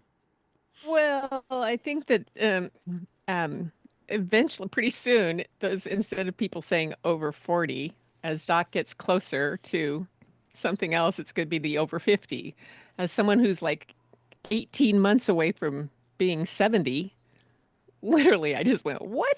Oh, I'm going to be 70 in 18 months. So, You know, I have holy to crap. tell you something You know? that I told somebody yesterday, and I please absorb this in the best way. And I was lucky because after I read my comment, I thought it might get me in trouble, but then I think I said it in a nice enough way that homie didn't get upset. Paul posted this thing in the chat for the Facebook group about the iMac versus the iPad. And I was like, this is perfect, Paul. So good. And then somebody come in and goes, well, what about the studio? And I was like, bro, listen, those of us with the studio or Mac Pro, first of all, we're a very small percentage of the group because we have stats. We know who has what. But the Venn diagram of mini versus iMac is here. the Studio and the Mac Pro encapsulate that whole Venn diagram. So over 40, I don't know what you taught English, I'm speaking in math, 50, 60, 70, 80 is over 40. It's all the same. I know, but as someone whose oldest daughter is 40, I still think of that as children. You know, No, I fully Sorry. understand. And so when I made the So- video, I made a conscious effort so to say it's- 40 I and not guess- 50. Yeah, but my kind of tongue-in-cheek prediction is that those of us as people get older, they're going to start saying, "Oh no, it's the over 50." I think what is going to happen is that just there's going to be hopefully a little more patience. I'm Yeah. going to try to have a little more patience out there and take a little bit more time to see where someone's coming from. And if there is comments in there, I'm going to make an effort, and hopefully we can all do this, to encourage the positive comments and ignore the rest. Like I said in my earlier comment about negativity, I posted it, I said, if you take negativity ideas, write them down, put them in a bowl, burn them, watch them, light them on fire, watch them burn. Then don't just leave it. Take those ashes and turn them into fertilizer. Bury them out in the yard, and then watch new things, add new things, and grow and learn from that. Something grow from that. Like I it. just think that that's my prediction, is that is a time of growth. We've got a lot of things that are going to be coming up. There's a lot of changes that are going to be difficult for people, and it's going to take patience, and those of us that are creators are going to have to be the driving force. Dude, in look who that. just Beetlejuiced up in here. Yo, that's crazy. Yo, Hurst, we was just talking about you, fam, and then you pop up. We Beetlejuiced this dude. Come on. How crazy is that? Listen. This is what I mean by that law of attention, bro. It's not the law of attraction, it's the law of attention. We were just talking about Yeah. Brother Hirsch, and he pops up in the chat. And Gretchen, you are 100% right. So it's funny, when I made the first video where I was talking about this, I did it as over 50, and then somebody said, well, what about over 40? And I'm like, technically, Gen X is anybody that's 42 and older. So that's why I kind of adjusted it.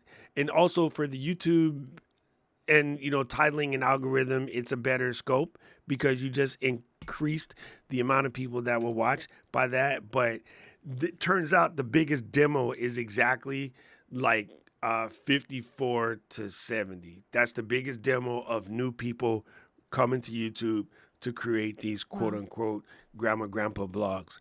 Because again, we're realizing time is limited and we have something to share, and we've been scared to share all of this time due to our upbringing, but there's no way to make the world better unless we do something about it. We have always taken, everybody who's Gen X Plus has always taken things into their own hands. We've never had we weren't raised on the idea that somebody will come and fix it. We've never been raised on the idea that somebody else's problem. We've never been raised on the idea that we will be taken care of. We were always fighting for self-reliance. That's just how it was back in the day, right? Our parents had to work 2 jobs. So from the time we were like 9 years old, we were going home by ourselves. We also walked to school, caught the bus to school. There was no parent drop-off line. If somebody's parent rolled up to the school in the car, you came outside, sat on your books, and waited for the ass whooping. Because the only reason why somebody, mom and daddy, came to the school was to beat that ass. So whenever you saw, Miss Duncan came through with that station wagon, and Miss Duncan had the yellow station wagon with the wood on the side, and she come out with her little heels and her little purse, and she's like, where's Paul? Oh, he in the principal's office. And they seen Paul come outside with the ear, and then she like, I told you, Paul, not to act the ass in school. And like all the kids would just be sitting there like, ooh. So we came up at a different time and place. We were and now I think we finally stopped being bitches about what we look like and we're too old and our skin is wrinkled and all this other shit. We stopped being bitches about that because we realized that if we don't come and start talking some sense into the planet, it's our fault. We got to stop blaming Gen Z for everything. It's our fault. We broke the millennials. We made them pussies. And then they made the Gen Z kids even more pussies. Now Gen Z is fighting back and trying to figure it out, but we were so busy protecting them from what you and Paul, the boomers, did to us. We were trying to protect them from y'all, and then we realized, I don't think a lot of us realized that we broke that whole generation, right? So the elder millennials like Katie, even them, they're like, oh, why are they so weird? That's because we scared them. We did them, 10 o'clock, your kids got to be at home, or somebody's coming to get you. You know, cable TV came out at that time, and we scared an entire generation. It's not their fault. Oh, by the way, something I just learned, and I haven't double checked this fact, but I think it's true. Do you know when we say that, you know, so and so is a pussy, it is not based off genitalia. It is based off of a Latin word called psalmus, which means to be weak or meek or fearful. I can go ask the English major upstairs. He probably knows. He probably Catholic knows. School and all that It's stuff. it's not You know? it's not connected to what us freaking sex-minded driven Are you sure? idiots. Yeah. Yeah. I think Dude, Doc might be Latin- right in that. think I'm right. if you go back to the derivation of things like that, that they tend to be based off of old languages like that, and they are Here you go. we Here you go. This make is a factual assumptions, statement. and those It is a assumptions fact- become it's that idea that assumptions, when they become reality, and maybe that's something too that we need to watch out for. Don't let those assumptions become reality. Right? And so what happens if everybody told everybody that connecting this particular word to the female genitalia as opposed to what it really means allows other people to control the way you use it. And it is a actual frickin'. It is an actual freaking word. And it's an adverb, and it means lacking courage, resolution, or marked by the contemptible timidity. So when I say somebody's a pussy and y'all all went, ooh, you have been mistrained by the man to be afraid of the English language. And today you have been schooled. So put that in your bank. Where's the drop for that? You've been schooled. I don't have that yet. I can do this. Nope, that one didn't work. Damn, I don't have a good one. Eden? Damn Yo, come on. I know. I threw you the ball. You're like I need you're to like get my drops up. poking on the Here. layup. What's going on? Why don't you do yourself a favor? You'll learn something. Listen to this man. How about that one? Nice. Yo, this is. I want one of it's those for really- gangsta grandma. I want it's- one of those for gangsta grandma. All right, yo, we're Get gonna have to hook gangsta you up. grammarized. Yo, Louis said I'm gonna use it all the time now. Oh yeah, I wanted to go back to Tora had a question. He said I'm gonna use it all the times. So, she said, YouTube memberships, Patreon, or unknown to expand the community. Okay, so I've been through all of the hoops, and I sincerely am stuck because I am thinking about pushing it back to Patreon. I see that, Daniel. But Tom Buck has me fully like, I just like the simplicity of YouTube. It's just one spot. It's already here. Yes, they take the bigger cut, but it's not even about the money per se. Of course, I can use more, but it's about making it simple for everyone. And so if you go through Patreon and some of the other ones, it's hard to do members-only streams because the Patreon doesn't connect to YouTube like that. They're supposed to be fixing that, but in the whole prediction for 2025, and knowing, because Renee has told me from his own Canadian face, YouTube is going to do some crazy stuff with the community tab coming up. And before I make a decision on where to move everybody, that's it. Listen, I love our Discord space. It's not as active as it should be considering how many of you guys pop up here on YouTube.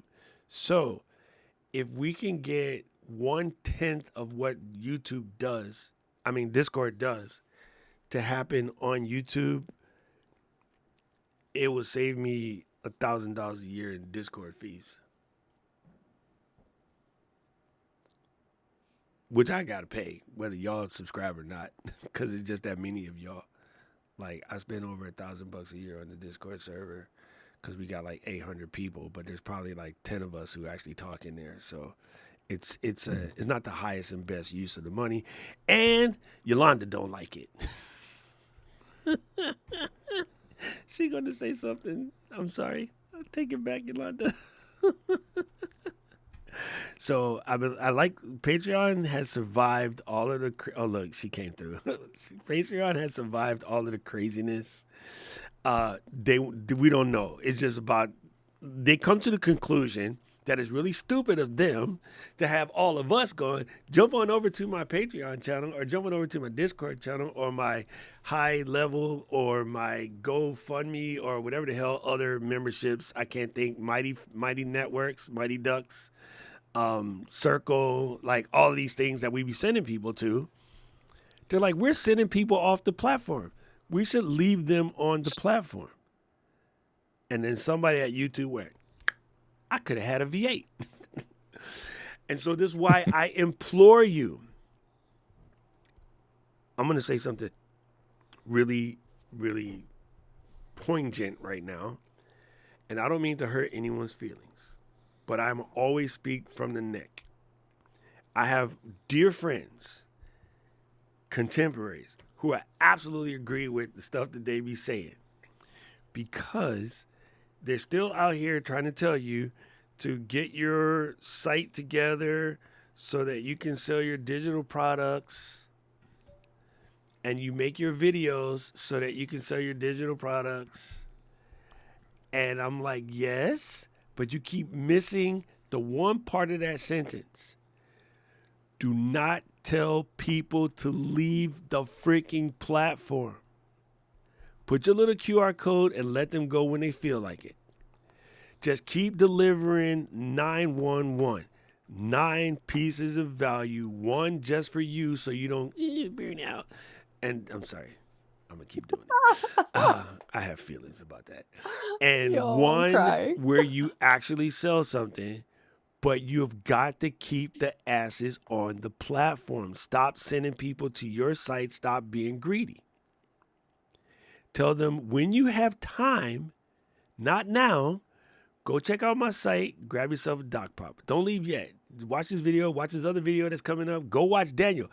Not enough of you, Luis, you win. Not enough of y'all send somebody to somebody else's channel.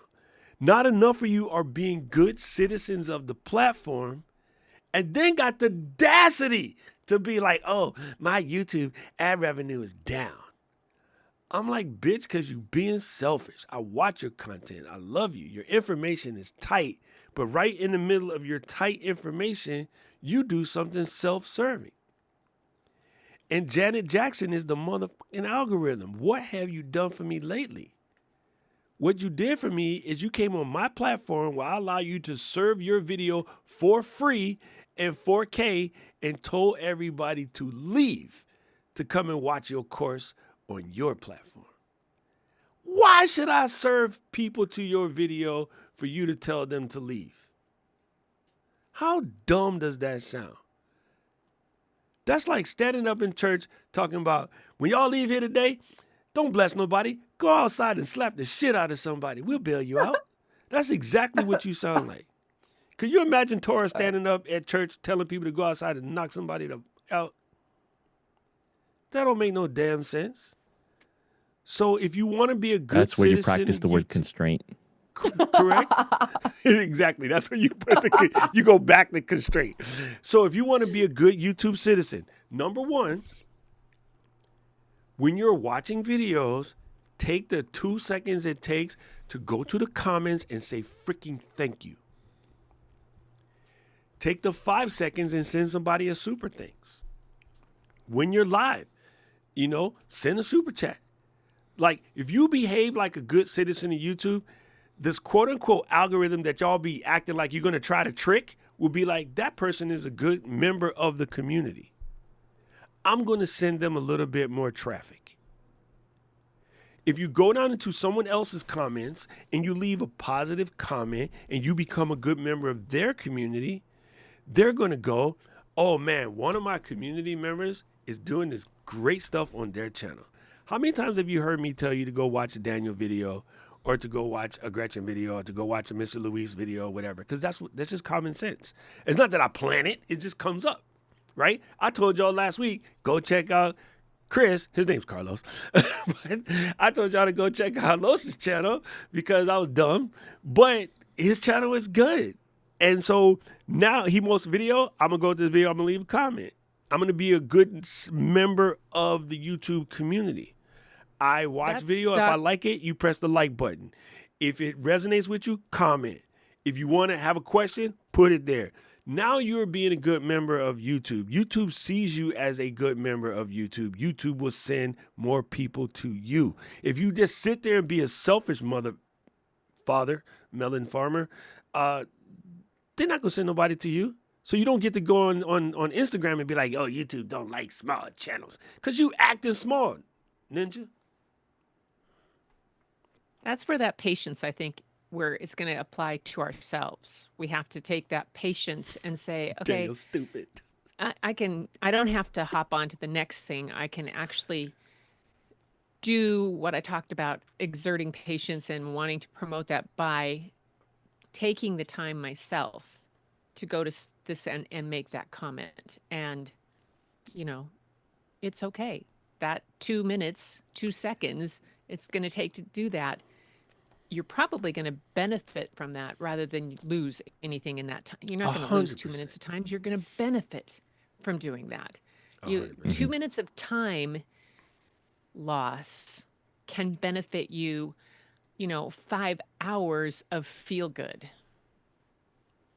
Trust me, it's a lot better to feel good than otherwise. Right. So if you see a video that ticks you off, go watch a video that makes you feel better and leave a comment on the one that makes you feel better. Leaving a comment on the one that ticks you off amplifies the off ticking. Yeah, that's Yes. it keeps you in a Thank you, negative Doc. algorithm loop. Yeah. What you put out is going to come back to you, whether it's Yeah. negative or positive. You're going to get it back. There you go. And I love exactly what Paul just said. The power of the tongue is so like insane. those girls in and college we said. can we can make or break somebody's will, Sorry, Gretchen. with just one word or one action. And it's not our it's not our place to put anybody else in a negative space, right? Like how many times, I don't know if you guys saw, like Tanya posted a screenshot of one negative comment, right, that she received. It was a racist remark that some idiot put on her stream. And good for her, she recognized it, posted it, and basically explained in a positive light, like just as creators, we're going to come across this. How do you respond? How do you react to that, right? And that person is just trying to put her down. Now, we could all, let me ask you this question. If somebody puts a negative comment on your video or on your live stream, how does that make you guys feel? I don't. Doesn't bother me at all. I don't I even pretend like it's not there. Yeah. I don't even But pretend like the it's other not there. I thing- just don't Good. even pay attention to it. The other thing, though, you have to look at, you stirred something up in somebody. So whatever you did served a purpose. Whether it was, everybody's going to have good comments and bad comments, but it was like you were able to reach somebody in some way, shape, or form. So you just Yeah. kind I of have have to to- take it as a positive. I have to let it roll through, just roll through and roll off. Yep. Be a duck. It's not right, wrong, good, or bad. It just is. And it's gone. I've got to let it go. And it is. But at first, initially, it takes a lot of practice to go, Yeah. oh no. It's a lot of But- training. Well, I got to say Take a that deep y'all are breath. Zen people because I got pissed. Well, now, Daniel, I don't say But that I haven't had to walk out of a room a few times when there's been said and turned around and gone and walked away, walked around the block. I mean, literally, I broke the back window of our car one time because I slammed the door so hard when my husband and I were having an argument in the Baskin and Robin parking lot. Just saying. I Respect. got out. Not to We mess want with you. security next year at Crater Camp. That was before kids and a long time ago, and I thought, oh God, Yeah. changed a lot. But I think- I walked away Yeah. and I walked home 5 miles. And I think it's okay. I- Nobody's right and wrong. It's how we walk out of it, how we compose ourselves afterwards too, right? But I think for me, and maybe you guys are doing this too, is when I see somebody who is being that crab, and I'll explain why I call them crabs, is they must be having a really difficult time in their life right Yep. now to have to choose someone else out or do something just so inconsiderate, mean, and nasty. And I call them a crab because y'all know what crabs do when there's a bunch of crabs in a bucket. Yeah, we have a thing called the I'm a crab syndrome. In Yep. Hawaii is when a crab tries to come out and another crab pulls it back, the first one back down. So yeah. We have a Exactly, lady you here know. in this apartment building that I don't think the word nice is something that she even knows how to be. She's always cranky, she's always bitchy and complains about everything. And what I've started doing is when she starts, she was like, they never do anything for anybody around here. And I said, oh, really?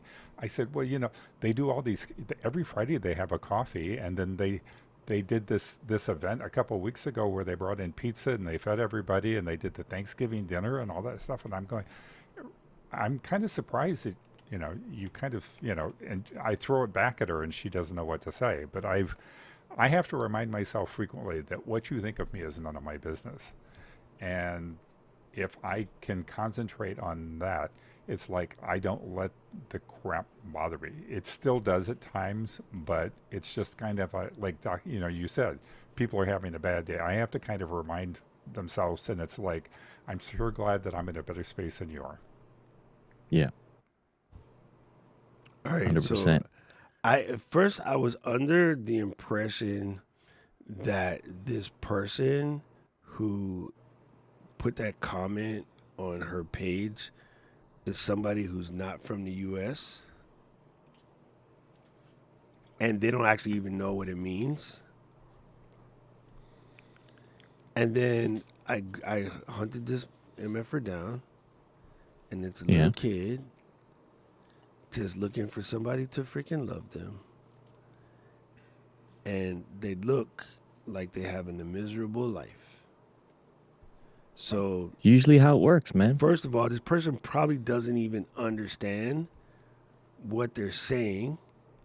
And even if they do understand what they're saying, like I'm that, listen, I don't care if you come for me, but you came for one of my sisters, bro. I don't know if you know about me. I'm not that dude. Like, sorry, I didn't even mean to grab Daniel's face. Let me put that back. And Wait. that's when all of Doc's really good intentions of being reasonable go out the window when you come for one of his sisters or one of his family. You know what I'm saying? Like, all of a sudden, the rules, all of a sudden, everything I mean, goes, whoa. sorry, Gretchen. Does this dude look like he living his best life? No. All right, so this is the idiot that came for her, Oh, and I like his T-shirt too. right? Right? The idiot that came What for did her it have say? the audacity to wear a shirt that says "Follow God."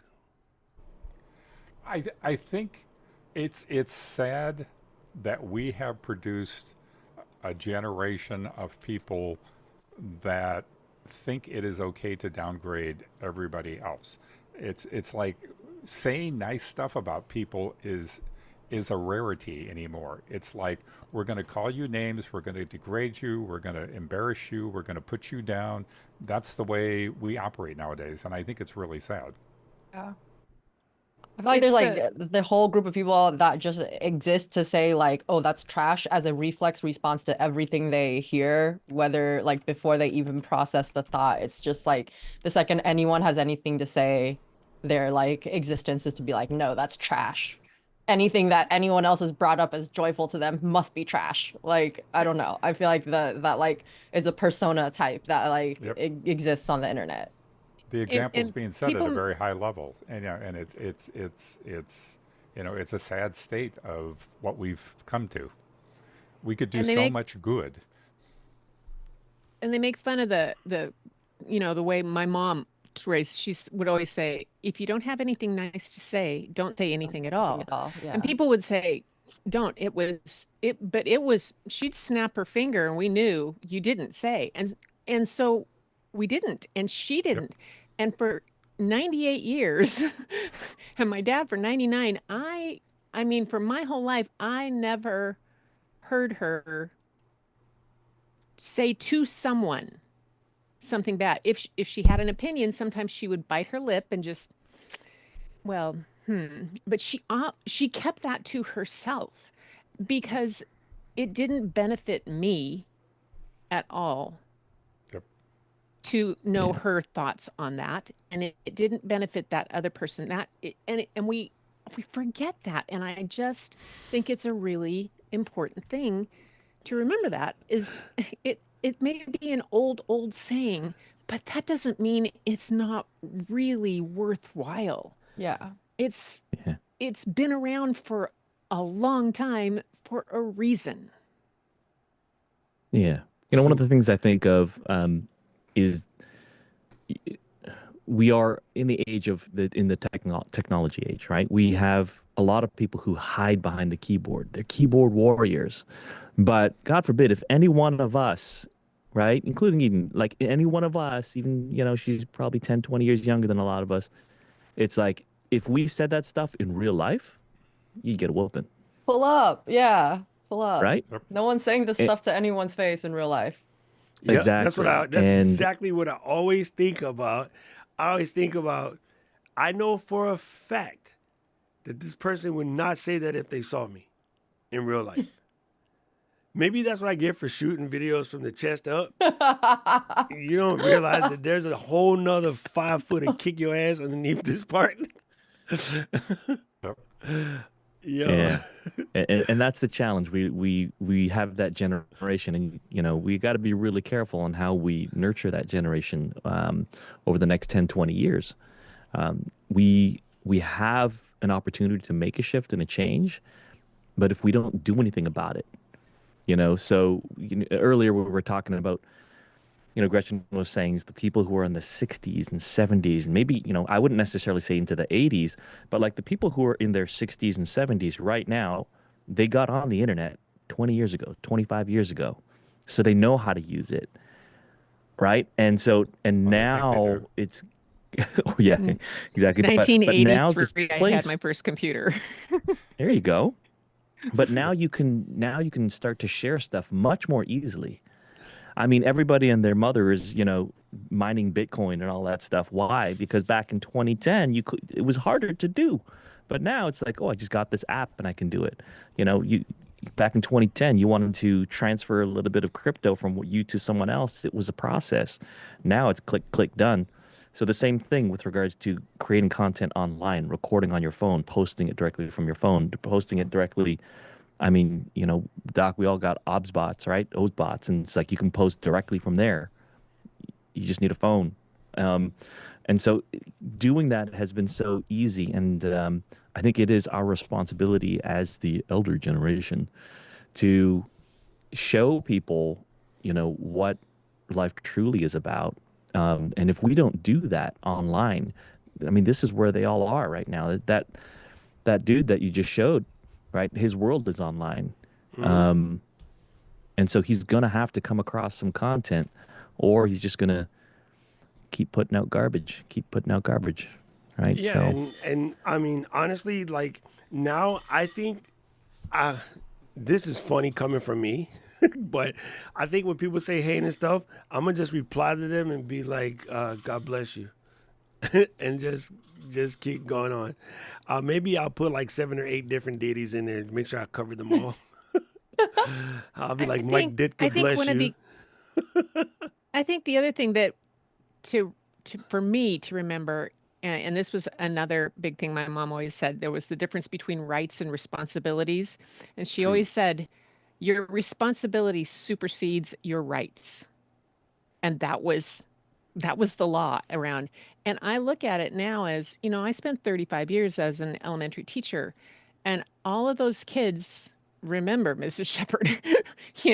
They're those, and I run into them, and I'm online now, and they have come across me here. I have a responsibility to maintain that level of ethics that I had as a teacher and as their teacher. And I also have 5 grandkids. And Layla gets on my show with me, and the people talk to her. And I have a responsibility to all of those kids and a legacy to leave. I want to be able to leave the same kind of legacy that my grandmother and grandfather and my parents left. I want to leave this world with a smile on my face, knowing I could be proud of what I left behind. That's what it is. And I for think me. that Legacy we is always forget been about big that. for me. We get Yeah. a lot of people that are younger think it's infinite. It's not. It's not. It's gonna, seriously, I've got a lot less ahead of me than I did behind me. Exactly. That's And what I tell people. I've got a lot it's more pages behind me than I do in front of me. exactly. And I want to leave with a smile on my face and proud of what I've left. See, I got a lot more I behind me love it. because I'm half Puerto Rican. What I've discovered as I've gotten older. I mean, if I was in a dark alley and there was a group of people coming at me, I would lose. There'd be no question. It would be over. But what I've started finding is when people say stuff about other people and I'm around, I start calling them on it. It's like, I'm not going to let you get away with that. I mean, when we were in Creator Camp the first year, I can't remember if it was this year or last year, but we were in a restaurant and Caleb was sitting there and Caleb was asking for something.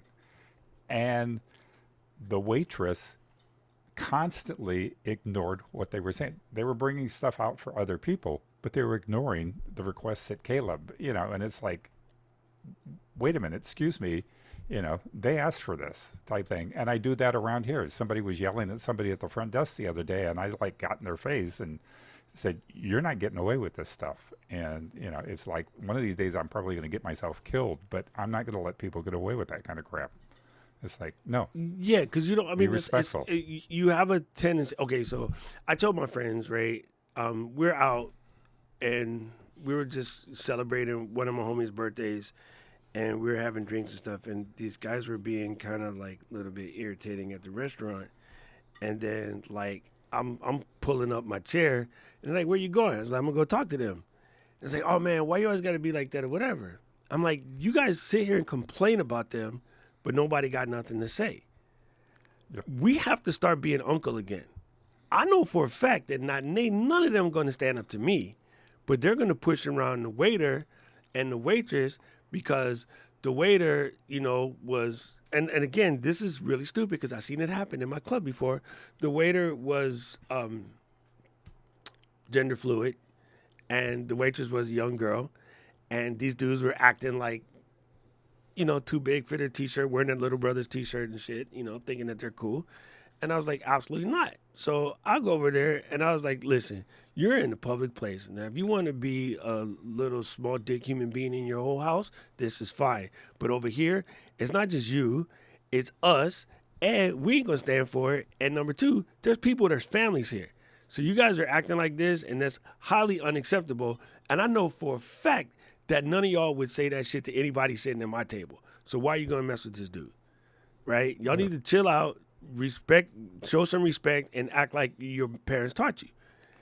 And then my friend's like, "Oh, why's you got to be like that?" I was like, listen, we have to start being uncle again. When we were kids, we weren't afraid of our parents, per se.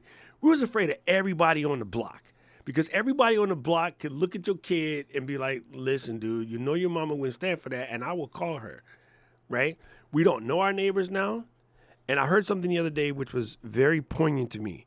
One of the biggest mistakes that we made was celebrating the concept of moving out of your community to go somewhere else to be on your own.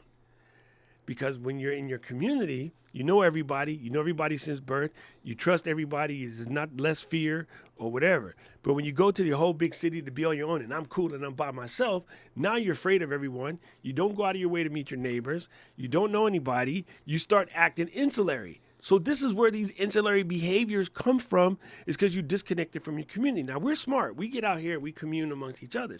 Some people never do that. Then they live isolated, and now loneliness is one of the biggest problems in the country right now. And that's because we scared everybody into believing that somebody's going to take them out.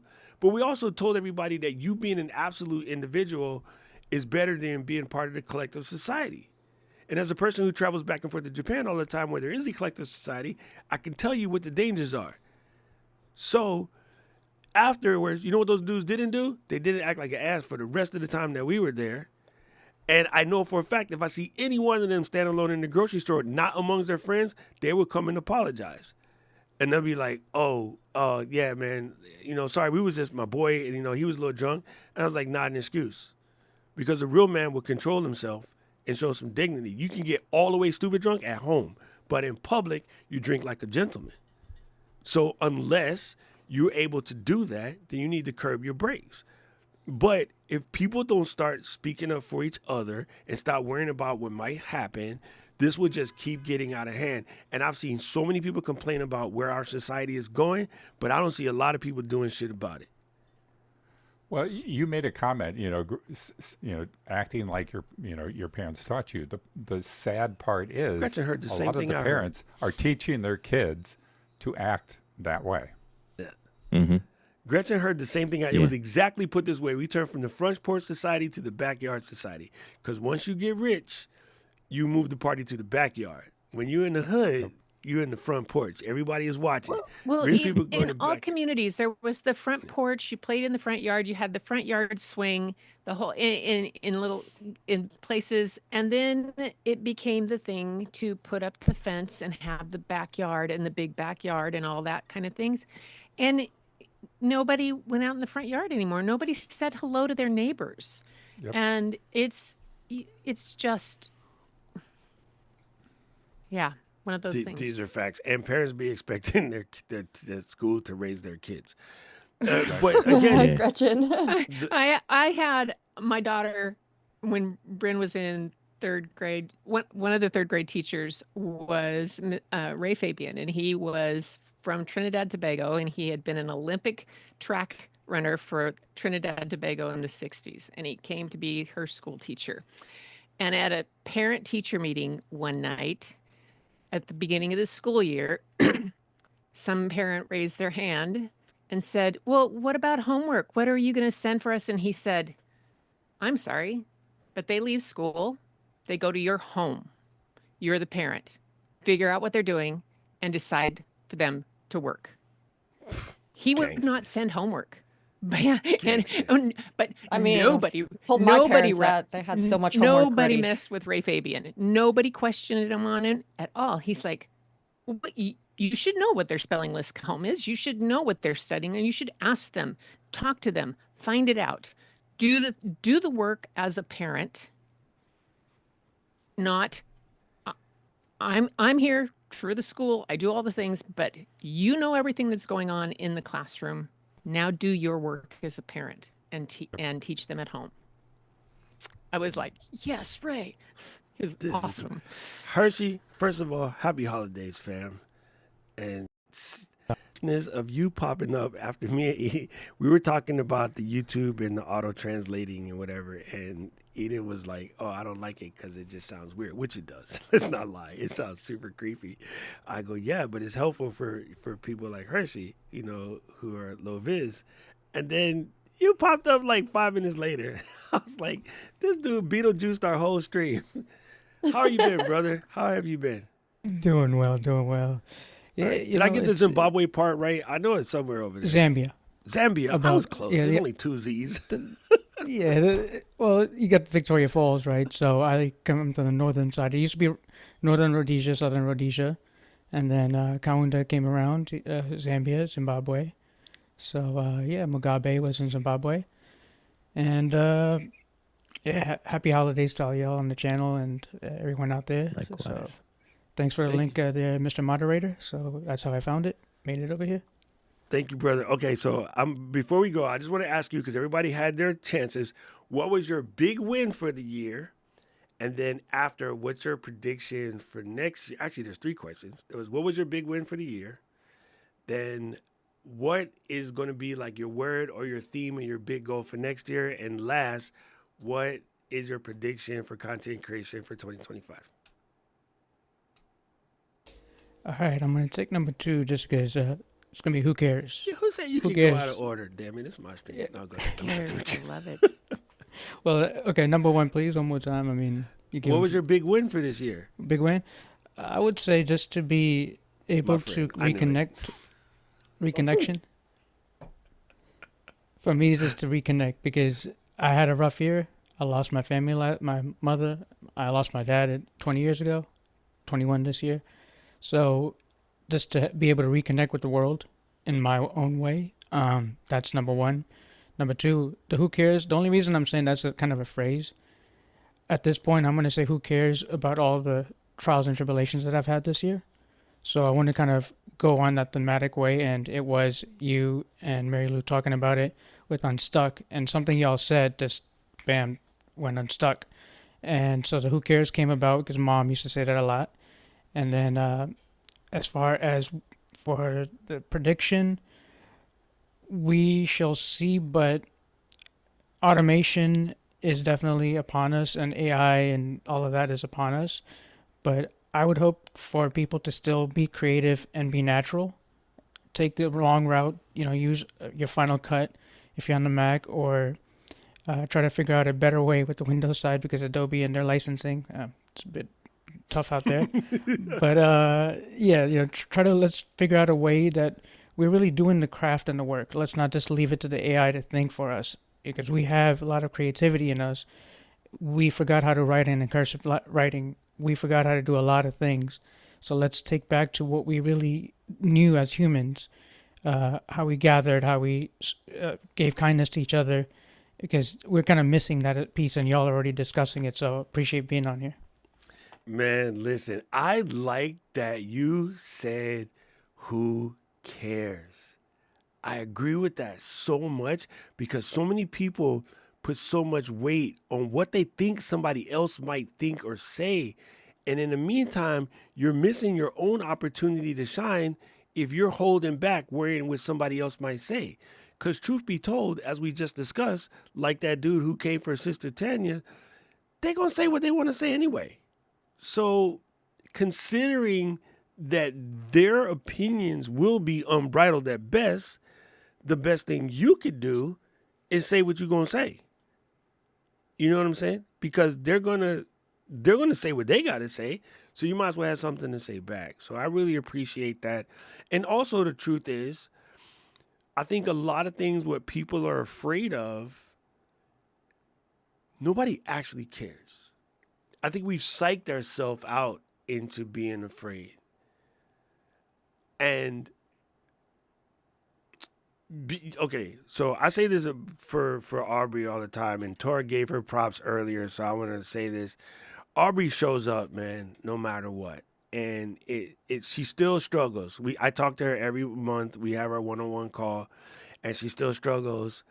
And she sometimes get caught in the idea of she wished that we knew her before her accident, before her traumatic brain injury. And I was like, I don't know that bitch. This Aubrey is my family. That other Aubrey was probably too cool for us because she was a programmer and she was like, I don't even hang with them dumbasses, But this Aubrey was like, dumbasses, my people, let's go. I was like, I don't know that bitch. I wouldn't even see her as Safeway. I wouldn't have said nothing to her. But this Aubrey is my ride or die, right? Now she gonna show up because we keep talking about her. But I understand. And first of all, you have always, you've been a member of LGL from like when I first started. You popped up in the stream on like stream 2 or something. So you always been around hanging out in the background. And I understand, you decided to hide in the cut for a little bit like Homer Simpson. But number one, thank you for being back. But it takes so much courage for differently abled, as people like to say, but we're all differently abled. We're just in a different way. All of us, our traumas are sometimes inside, right?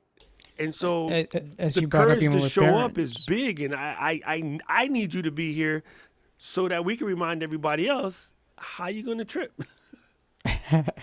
Well, as you said with parents, right? We always want that attention for anything. We just whoever we are seeking to, if it's our audience, it's that attention that the audience wants from us. So we're providing back that feedback to, hey, can you make more videos about this because I don't know how to do that, or whatever topic you throw at it.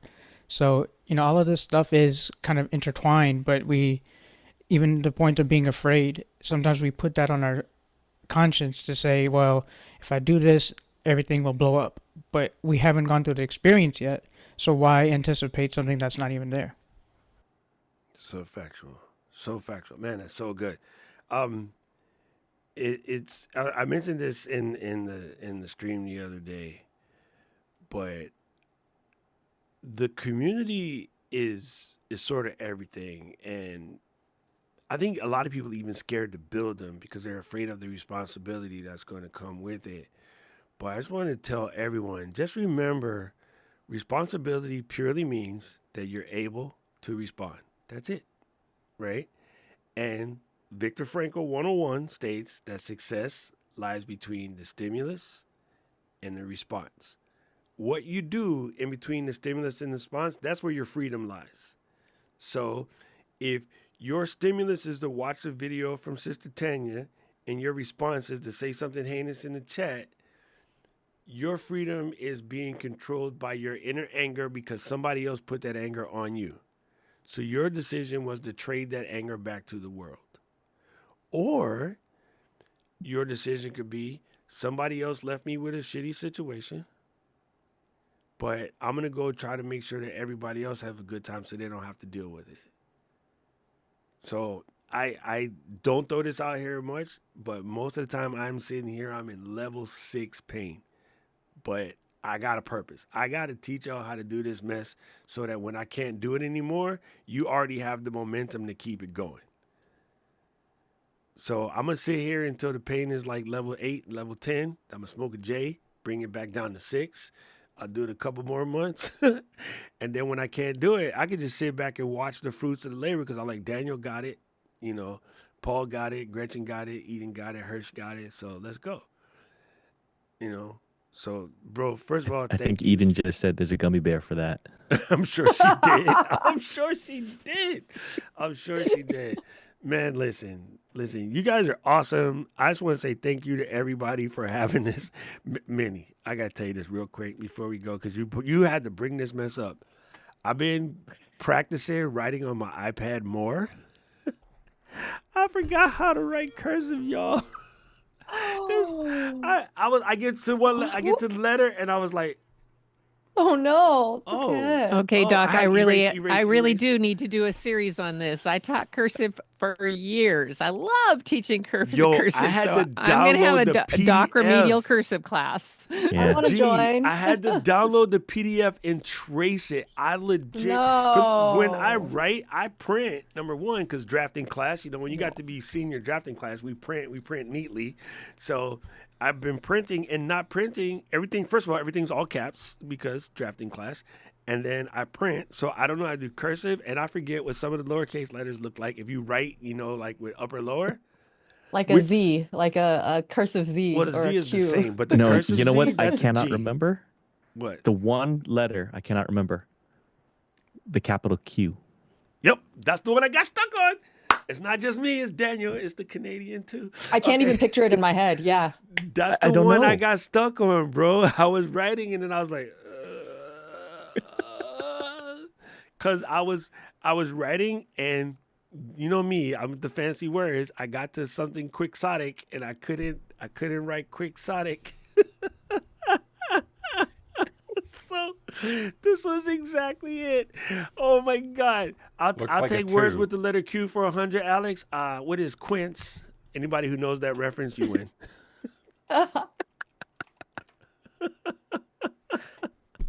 Oh my God. So it's so funny. It's super funny. Gretchen, I had to download a PDF and trace the damn letters. I can do kanji. I can do katakana, hiragana, cursive. Ooh, nope. Uh-oh. 2. Nice. That's a number 2. I can write a number 2 Exactly. too. Yo, It's gonna be like It's like they got lazy and Sesame didn't finish Street. the O. It's gonna be like Sesame Street. Oh, Yep. oh, That's that's kinda the how I did cue. it. It's that. Okay, Nope. But officially, it's the 2. it is the 2. Mm. If Yeah, you want it's to just get wrong. carried away, you Gretchen can, had one of you Eden's can droop gummy the front end bears. down lower. Right? Daniel said, I taught my kids cursive writing and they banned it in school because younger teachers probably couldn't read That's cursive. hilarious. Oh my Yeah, God. they actually banned it. Yo, Banned. that is That's Ben crazy. I have Ennis. Yeah. They're I have a My starting. kid whole had to rewrite philosophy a on that. paper. Apparently, It's- they're talking about bringing it back. Yeah, they It's just one did. of the it's one of the things that is key to artistic ability. And it's always I was always a promoter of if we would teach cursive younger, even there was a form of type of called the Danielian handwriting. It was kind of a half round, half cursive, half printing. They taught for a while and then people didn't want to convert. But if you look at what a toddler does, they don't make lines in straight lines like this. They go in circles. So when you go to teach kindergartners and you try to teach them to write and you expect them to do straight Oh. lines when they can do circles so much easier. I used to play around and teach my kindergartners cursive all the time and it was amazing. Cursive is fun and it's a key to art. And, Doc can go into the whole reason Japan does so much better in school in so many ways is because their emphasis on art. Their writing is an art form. Yep. And So when you do that is what- kanji, your kakijun Yes. is like you have to do the stroke orders in a very particular order. And although teachers lie, there's no way they can tell. Once some of the kanjis blend together, right? So we take Sometimes you can tell when it's wrong. You can tell when yeah. it's really written wrong sometimes. So if we look at like say kazoku, right? Which is family, which is also the same thing in Chinese, but the onyomi kunyomi is the Chinese pronunciation versus the Japanese pronunciation. It is a relatively complicated kanji. And when you put it together, you probably can't tell that the strokes are out of order because there's a metric ton of strokes up in there. Like there is a lot of strokes in that kanji. So yeah, I'm probably wondering if a teacher can really tell, but they swear to God that they can tell. So you learn it in that real, sort of clean way of doing it. So, if this order this way, you got the, boom, boom, boom, boom, and then the teachers would swear. So I was like, why do we have to learn stroke order? Because I'm going to type this on the computer. But our teacher, bro, she was brutal. She made us study it all. So the thing that I did in school, which was just purely funny for me, is I hung out with the kids from University of Beijing because they could read everything. They couldn't tell you what the word was, but Can't they pronounce knew it. what the word meant. And so we would go somewhere, and I was like, yo, my friend's name was Kun. I was like, Kun, what does this say? He's like, Frick, I don't know, but it's cheese. I'm like, okay, bet, let's go. Frick, what does this say? He says, something about 6 trees. Oh, Roppongi, let's go. And he's like, how do you know it says Roppongi? Because you said 6 trees. And he goes, yeah, but what does 6 trees have to do with Roppongi? Break it back to Japanese Characters, pronunciation, yeah. Roppongi. Roppongi. And he'd be like, son of a bitch, it is 6 trees. I was like, shut up, fool, the bar's closing, let's go. But so I always kicked it with Mao and Kun, my 2 brothers, and I swear we had the best time. But I learned kanji better because I would hang out with them, and I always knew sort of what the words meant. And that's when I figured out that every last name in every city in Japan is based on nature. So all those kanjis Yeah. are nature oriented at all times. It never changes. Nice. And those guys were the best. They were both chefs, but they were learning Japanese so they could come and, go to culinary school in Japan to go back home. But those are my homies, and that's where I learned all this mess from. Yeah, so interesting. I'm definitely going to be practicing. So I guess last question, and then we can go get drunk for the holidays. What are you looking to level up for next year? And her, since your ass came to class late, you first. Video quality. Your video quality is fine. Okay. Well, video quality in the sense where how am I going to present something is in my mind, but I can't see what I'm showing you, so to speak. So Oh, that's an painting the interesting painting the twist. picture, right? Painting that picture, that quality of what is that video going to be, or what's that imagery that I'm trying to portray to my audience. So, Dude, yeah. that is an interesting twist, bro. You know what you could give to the world would be an amazing gift? Is now that we realize that the TV side of YouTube is growing, us as presenters have to be far more descriptive in our words, right? As a means of not just helping out you, but helping out the people who are watching with the thing going in the other room, right? So I'll be interested in wondering how you tackle that, because that will help me in turn present better as a presenter, so I can make sure that I'm always being positively descriptive. When you watch an opening scene of any Netflix show and it's the voiceover and they're driving through the neighborhood, they always talk about, there we were, frolicking in the briar. The mist came over slowly through the thick, lush grass. I don't talk like that, but you got to talk like that if you're painting a picture. And Right? that's all we are doing with the camera, correct? It's you're Correct. pointing at something, and then if you're zooming in, why are you zooming in? Why do we have a wide shot? Why do we have a 16:9? Why do we have a portrait shot? Portrait shots are, okay, there's a head probably in the middle, or is that person standing? But if you at least express something like that, as you're just expressing Japan and the names, it's all about nature. So how are you taking those pieces of information, but painting that picture that, hey, you're looking at nature whenever you look at all these cities in Japan? Bro, yo, all right. Hershey, you should have went last, 'cause I think you just won, jerk. Eden, what's going to be yours? Yeah, how am I supposed to follow that? You know First what of I'm all, saying? Like, yo, he Um, come through with the heat, and now I'm like, oh, I no, got to start Googling this shit. is why I am in the class, to break the tension, because I obviously can't follow that. So I'm just going to filibuster for a few minutes while I talk about how I'm not going to be able to follow that beautiful presentation of words while I'm actually not saying anything for like 30 whole seconds. No, I'm just kidding. My thing that I want to improve on was the question is organizational something a better way to organize my ideas. I'm dabbling with trying a few different things. I've been following along with Kat, teaching her Notion for creators.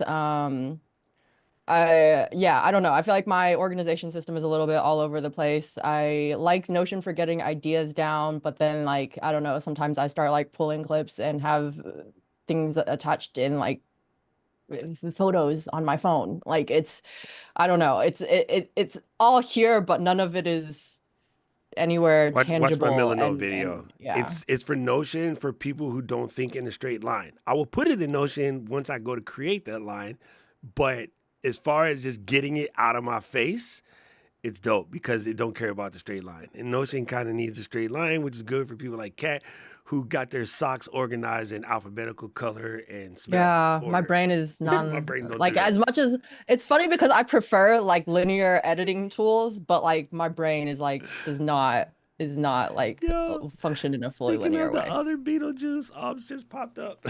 We were just talking about her. And did you know that Liu is Battle Axe? Yes. I was just checking if you knew. You're the worst Chinese kid I know, that's why. I mean, pretty bad, but yeah. Well, I'm gonna tell your if you think mama. about it, the character is for Lil is it's always, my dad was always like, it's golden knife and then the last name. So with the Yeah. battle axe part, that makes sense. It's the Battle cut Axe, yeah. is the yeah. Yeah, see, and A you're golden battle axe though. because you always be cutting up in class. That's right. Paul, what's yours gonna be? And don't say try to make me do shit more organized. Damn it, I will mute you. You Darn, I was can't steal my I was gonna say answer. get Doc organized. No. I'm gonna mute you real quick. invest in my channel more. I'm at over 17,000 views. Y'all And heard him, people. I mean, I've said this before. It's like it's amazing me how much I'm still growing in subscribers and views and watch hours and all this crap, and I haven't put a video out there for over a year. So There you go. There you go. I'm putting it out there. The whole crew's gonna message you. You said it out loud. You said it out loud, You Paul. gonna put it out so- here into the Eunice verse. and the other thing, you back to the thing for my prediction for 2025. My prediction for 2025 is the year from now I'm going to be here doing this again. You stupid. Let's just Hey, say Gretchen and I are hitting 70. You know, Yeah. Yeah. Hey, We I will thought you did be. that like 10 years ago. No. that was the first time. Hey, like I say, I am 21 with 37 years experience. Yep. That's my answer. Oh, come on, Paul. Like, I'm excited about this. All right, Gretch, what are you going to do? Now you got your little, your shisha, your, what is it? The Studio G all blessed up. What's going, look. you like Studio your sweater, G. Obs? Yeah. Thank you. I want to be more accountable and better at my scheduling. I have a lot of things going on, and I tend to just not.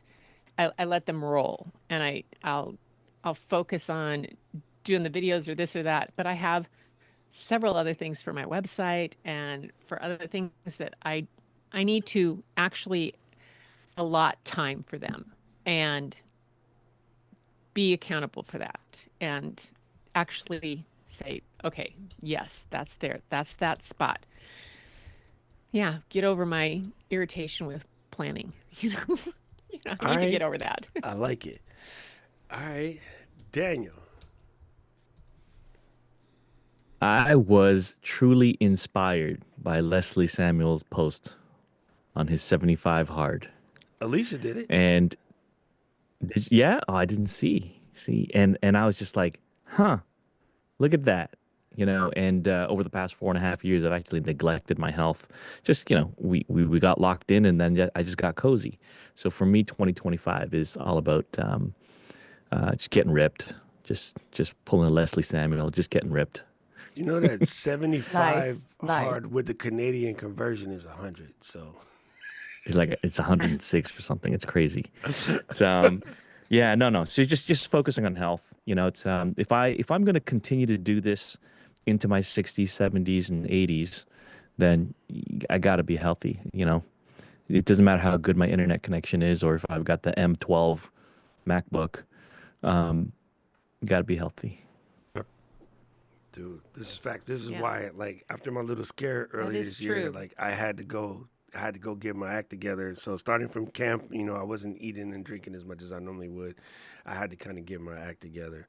For me, this year, like, the one thing that I want to level up is super simple.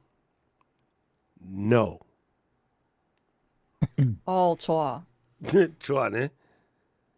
알았어? 너무 좋은데. 너무 알았어? I 좋은데. think that's That I think that's the word for the marketing department. Don't Osbot put Paul back to normal size. What the hell? You see that, dude?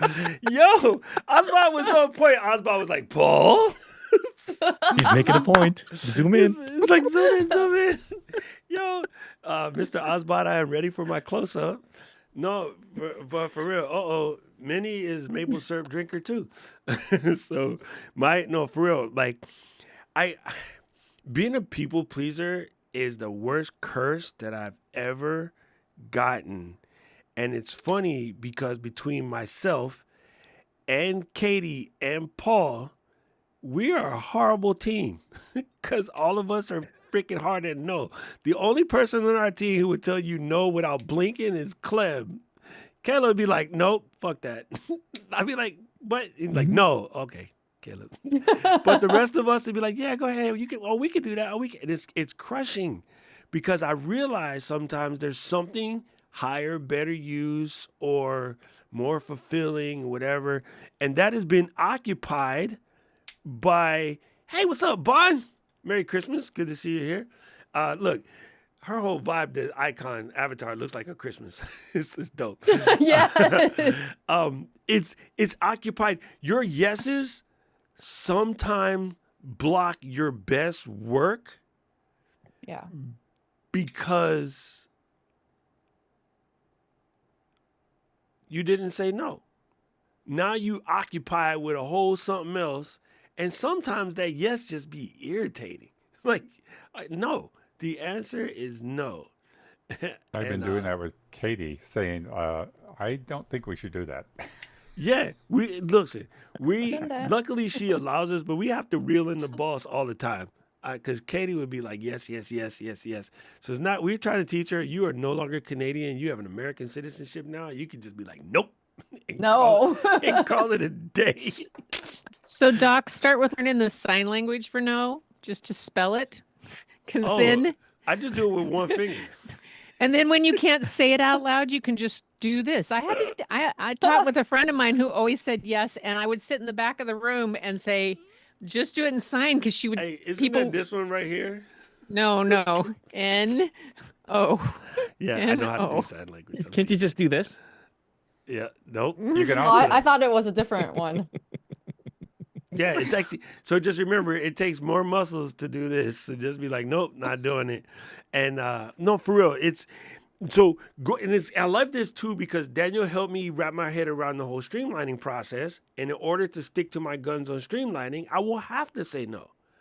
So even it's like, oh, should you keep this extra thing when you got like 3 of them? Oh, because you might break one. That come from growing up a poor kid of not wanting to throw stuff out because I might need it. You know, all right. Listen, do you have a blue Dutch cookies, Dutch butter cookie Christmas tin full? Thank you. I didn't got to finish the sentence. Eden said yes, and Daniel smiled. So I know the answer to this question. But those of us Asians in the chat, Sewing kit. it is full Yep. of either sewing kit or Taco Bell sauce and actually Hershey Rubber bands. Like, right? It's got a Taco Bell sauce, Extra the screws. ketchup packets, like napkins, like free napkins, like yo, free napkins. My man said the other day, You don't want to how see you me sup- at the how you napkin bar. supposed to get card napkins unless you just keep them? So yes, listen. Thank you. So I know I'm not alone on this. So yeah. Can I send you the spare? I actually I sold it to Luis. So Luis has the spare RCB2. You missed out. Dude, here you go. What's with the overfunding training? People are going. So I can explain this question first and foremost. I have problems with the terminology viral. Viral is very hollow. I'm a very poignant speaker, so I'm sorry if that's painful. Do not go viral. You do not want to go viral. It's the worst thing that will ever happen to you. Anybody who has done so would tell you it is the worst thing to ever happen to a channel. So don't go viral.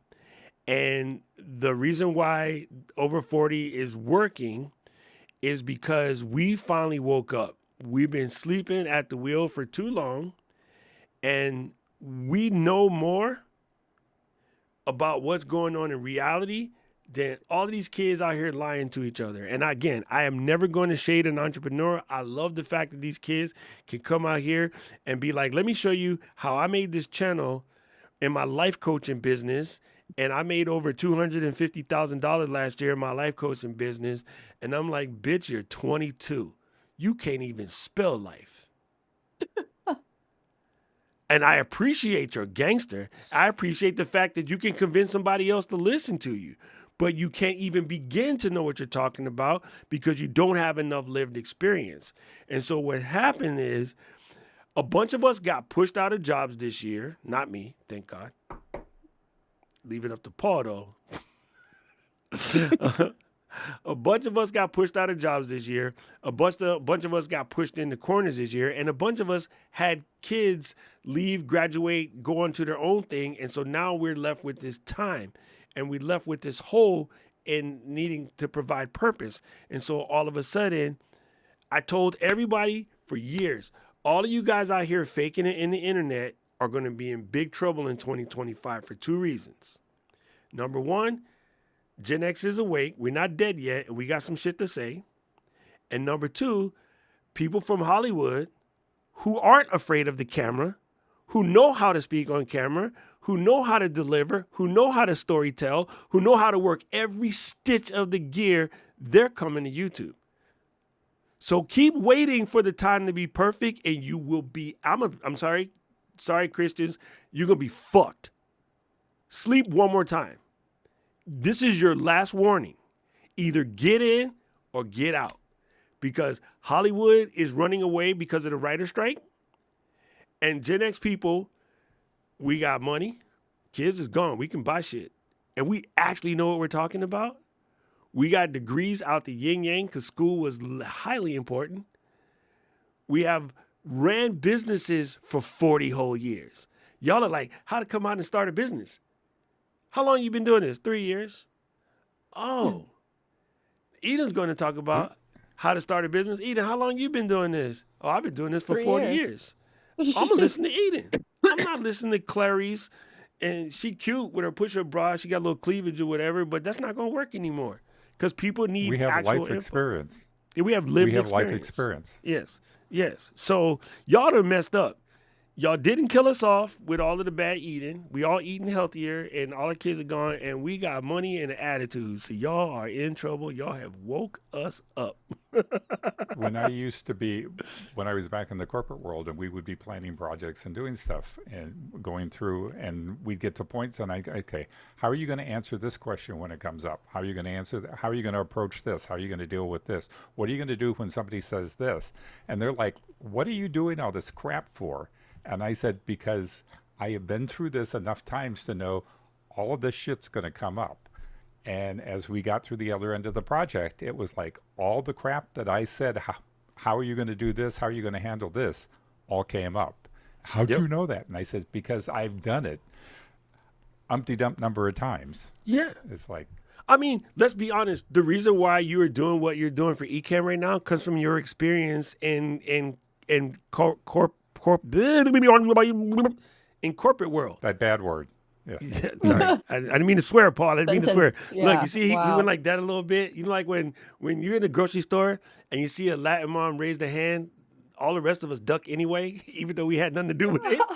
Like, I'm in my 50s, yo. I see freaking mom put the hand up. I be like, kids be like, you made that man flinch. That man is Latino. You can tell. I was waiting for the shoe.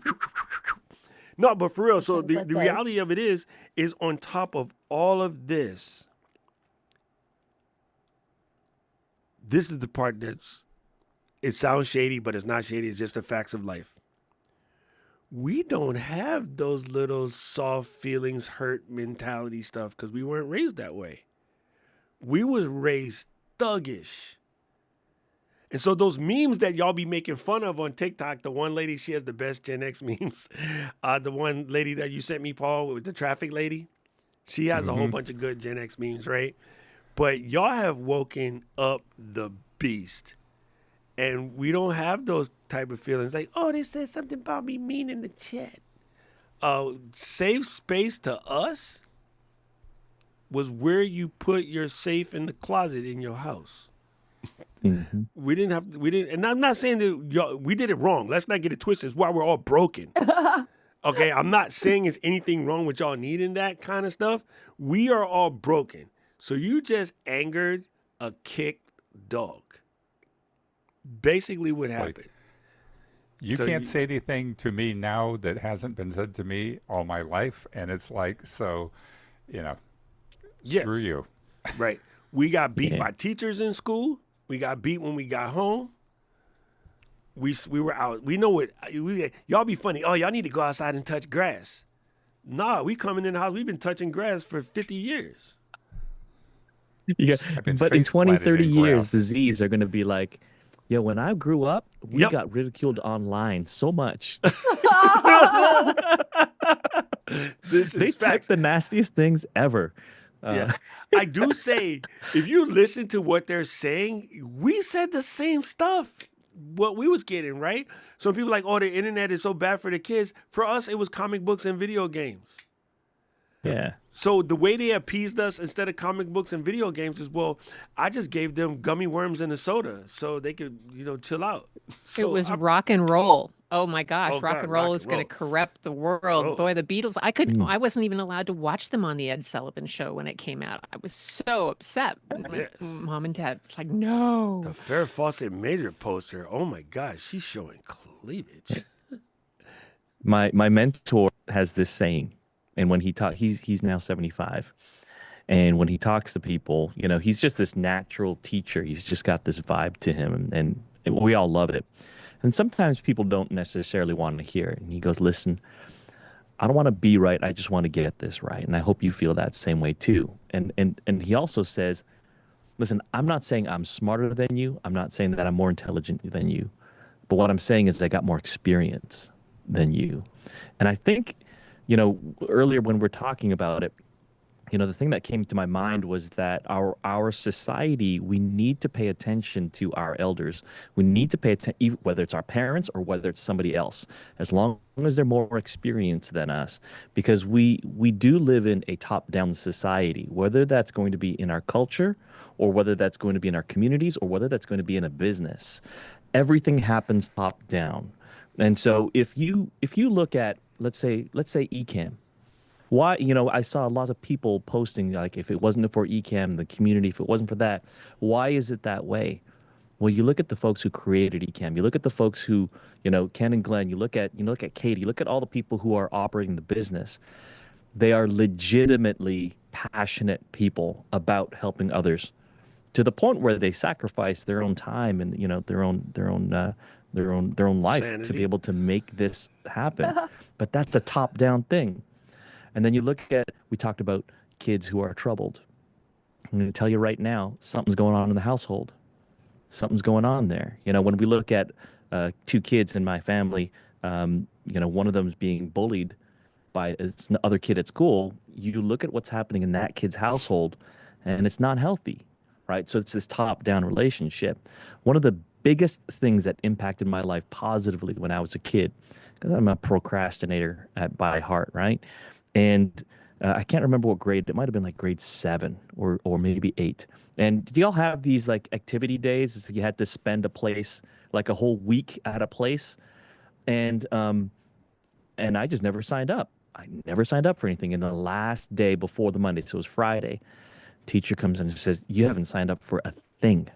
Go sign up now." Right? And I'm like, "Okay, fine." Everything's full, except I had to spend the entire week at an old age home. And being an early teen, you're just like, that's the last thing I want to do. Just, smelling Bengay and formaldehyde all day. And so it's like, okay, I had to show up or else I'd get in trouble. So I go, and the first day, I go there, and I was like, this is going to be the worst experience of my life. And I had to be the person who welcomed people into the chapel. Right. So it was a convalescent home. And so I was like, okay, I'm sitting at this desk, and nobody went into the chapel through like first day, second day. I think by the end of the second day, my supervisor, he says, "Hey, you know what? Tomorrow, actually, let's do something a little bit different. When you come in the morning, you're not going to be sitting at this table. We're going to do something else." That was the moment that changed my life. I got to go room to room to room to say hi and listen to stories of the people who were in their 70s and 80s and 90s, and listen to how their life was, what was the good, what was the bad, how was the war, what all of that was. And that really changed my perspective on life, truly, to be able to hear those stories. And I think that's something that can change the trajectory of our society if our kids just had an open ear and an open mind and an open heart to listen to all of our stories. I think that would make a huge, huge difference. Big difference. I still remember sitting with my grandmother towards the end of her life, and she was born in the late 1800s, and just listening to her tell stories about the things that she saw, cars, telephones, radios, all this crazy stuff, through her life. And I used to think, oh my God, the stuff that you have seen in your life and all this stuff, Now I stop and I look back at what I've seen in my life, and I'm like going, wow, I've seen quite a bit of crap too. Technology changing and stuff. It's like, it's crazy. Yeah. It's so crazy. I would like And, to say real Daniel, quick. you're right about something so much. I think for me, one of the things that helped me along the way is that at the time I was born, I was a little bit removed from my older cousins and siblings, so I was the baby for a long time, and I spent a lot of time with adults. Flo and I talked about this yesterday. Um, and so because I spend a lot of time with the adults, I just learn things differently than everybody else. And I realized that, we weren't allowed to like ignore the elders. A lot of kids don't want to spend time with their grandparents, because of whatever. And I'm like, you can learn the most from your grandparents. And one of the things that we used to do as a kid was we had what we now call a homeless person. When I was a kid, I didn't know no better. We called him a bum. But we had a Mr. Wendell type kid in our neighborhood, and he used to always be at the bodega, and he used to always ask us for quarters because he could buy a bottle of whiskey or wine for like $1.50, like Thunderbird, Mad Dog 2020, something like that, right? So he's always asking us for quarters. And then we used to tell him, oh, we'll give you the quarter, but you got to tell us a story. So we would sit on the ground, and homeboy had like the best stories. He was legit like, old Yoda dude. So we would sit on the thing. He would sit on the air conditioning box, with the green thing, the crane, train, whatever it says, the spinner, compressor. Compressor. That's what the word is. Jesus. And so he would sit there and tell us the stories. And then we would give him a quarter. Each of us kids would give him a quarter. Now he got his little $1.50. He'd buy his little taste, and he'd go on about his business. But I learned so much from that dude. And his name was Bobby. And one day, when I got sort of drafted to go to highfalutin school because of my sports capabilities, he was like, so how you doing in school? And I'm like, I'm handling it, whatever.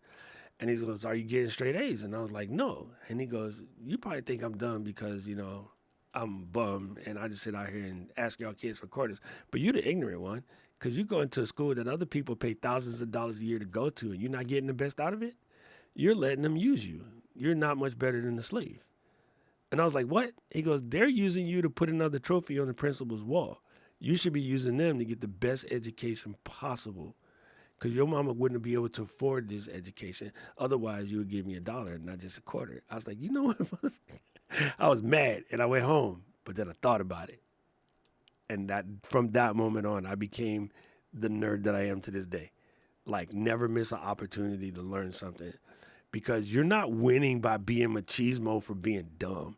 So when y'all say stuff like I'm not a technical person, it hurts me to the core. I'm not even joking about that. It legit hurts me. Because it's a choice. You're making a choice to stay pat versus like, I'm going to figure this out. So that's why I'm always trying to get in y'all ass when y'all say something crazy, because I got that message luckily when I was about 9 or 10. How are you when you're in 9th grade? Whatever 9th grade was, 8th grade, that's about when I got it. 14? 14. Is it that old? I think I graduated at 16. Used to add 5. 14 and 15. Yeah, okay, Yeah. whatever. In the I was- States, 14, I was 15. old enough to know better and then young enough to make a change.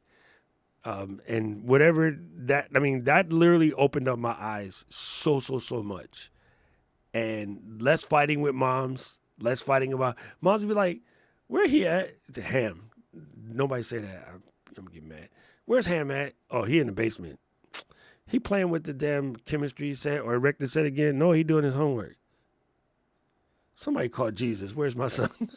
You look at me. He doing his homework. Yeah, he doing his homework.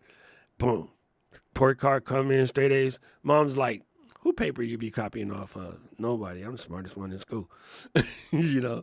So like legit, that step up came, from just understanding you have choices, bro. You legit have choices. So you can stay stuck believing in what you believe, or you can do better. And a lot of times it just takes being around a community of people that's trying to get somewhere. So if you still hanging out with people that ain't got nowhere to go, I'm going to ask you to change that And then one last thing before we go, and happy holidays. For Saturday, I was going to cruise, but I think we need to do this on Saturday. It'll be the same thing, just kind of relax, hang out, stream.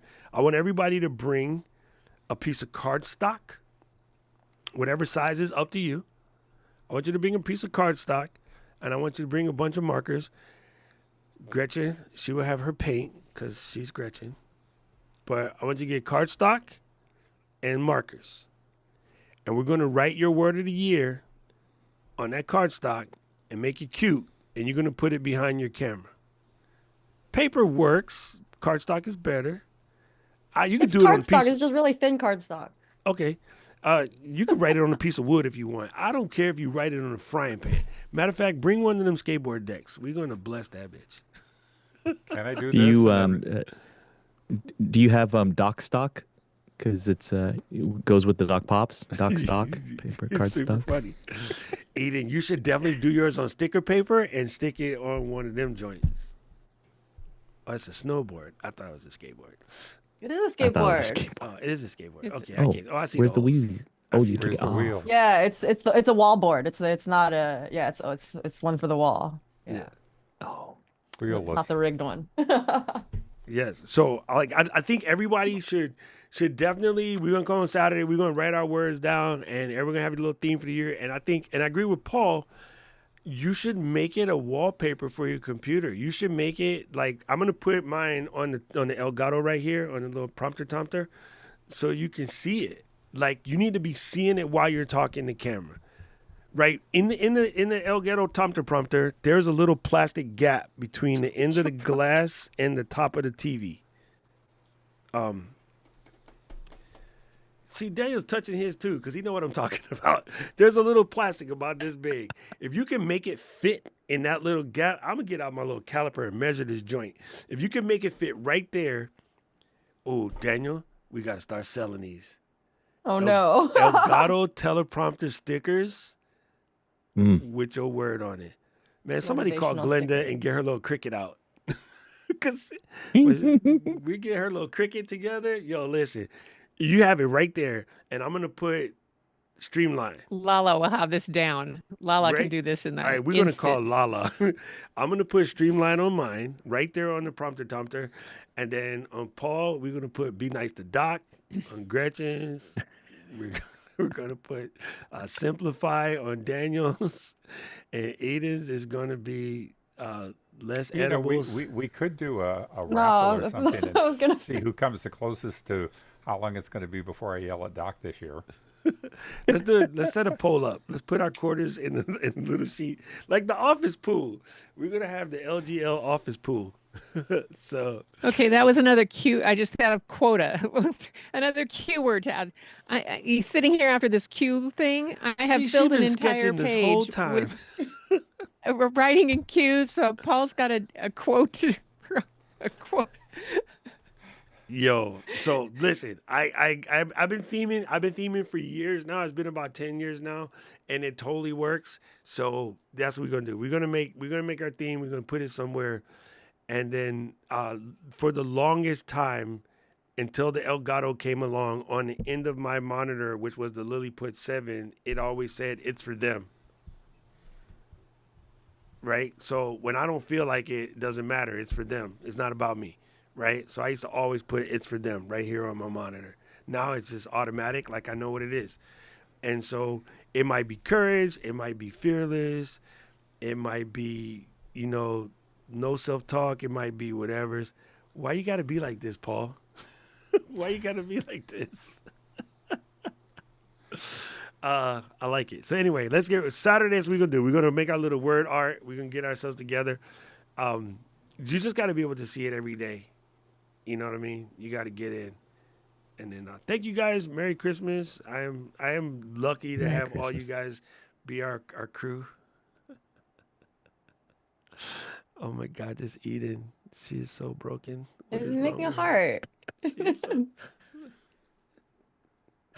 I thought you had your ballet slippers on. No, it's a heart. Yeah, I don't have More my hearts. reactions turned on, but normally that makes little things shoot out the hands.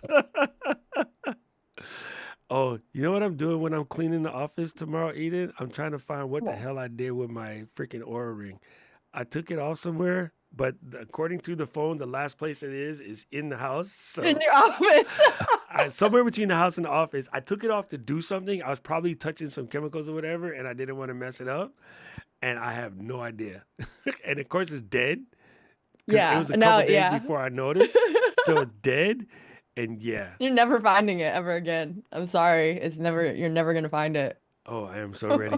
Yolanda, I can't wait to see what your word is going to be. And listen, Yolanda, your word cannot be Ravens and your word cannot be O-line, okay? You got to come up with something better than that. Thank you, Badi. Mahalo. Mele Kalikimaka, Minasan, Merry Christmasu, and happy Hanukkah, Kwanzaa, Festivus for the rest of us. 圣诞节快乐. Yeah. Hurst, thank you for coming through. Thank you. Merry Christmas. Happy holidays. Dude, I just realized Daniel was rocking his Canada shirt this whole time. Oh, Canada. It's just a Canada shirt. Like it's just wow. That's just the Yeah. team is just Canada. Wow. Yeah. Come on, man. He didn't even have his toque. You Nope. guys, man, listen. I keep telling people, man, we got like some of the best community in the world. So, love you guys. Let me do this. Where's the damn song at? I had it in this list and then I lost it. Here we go.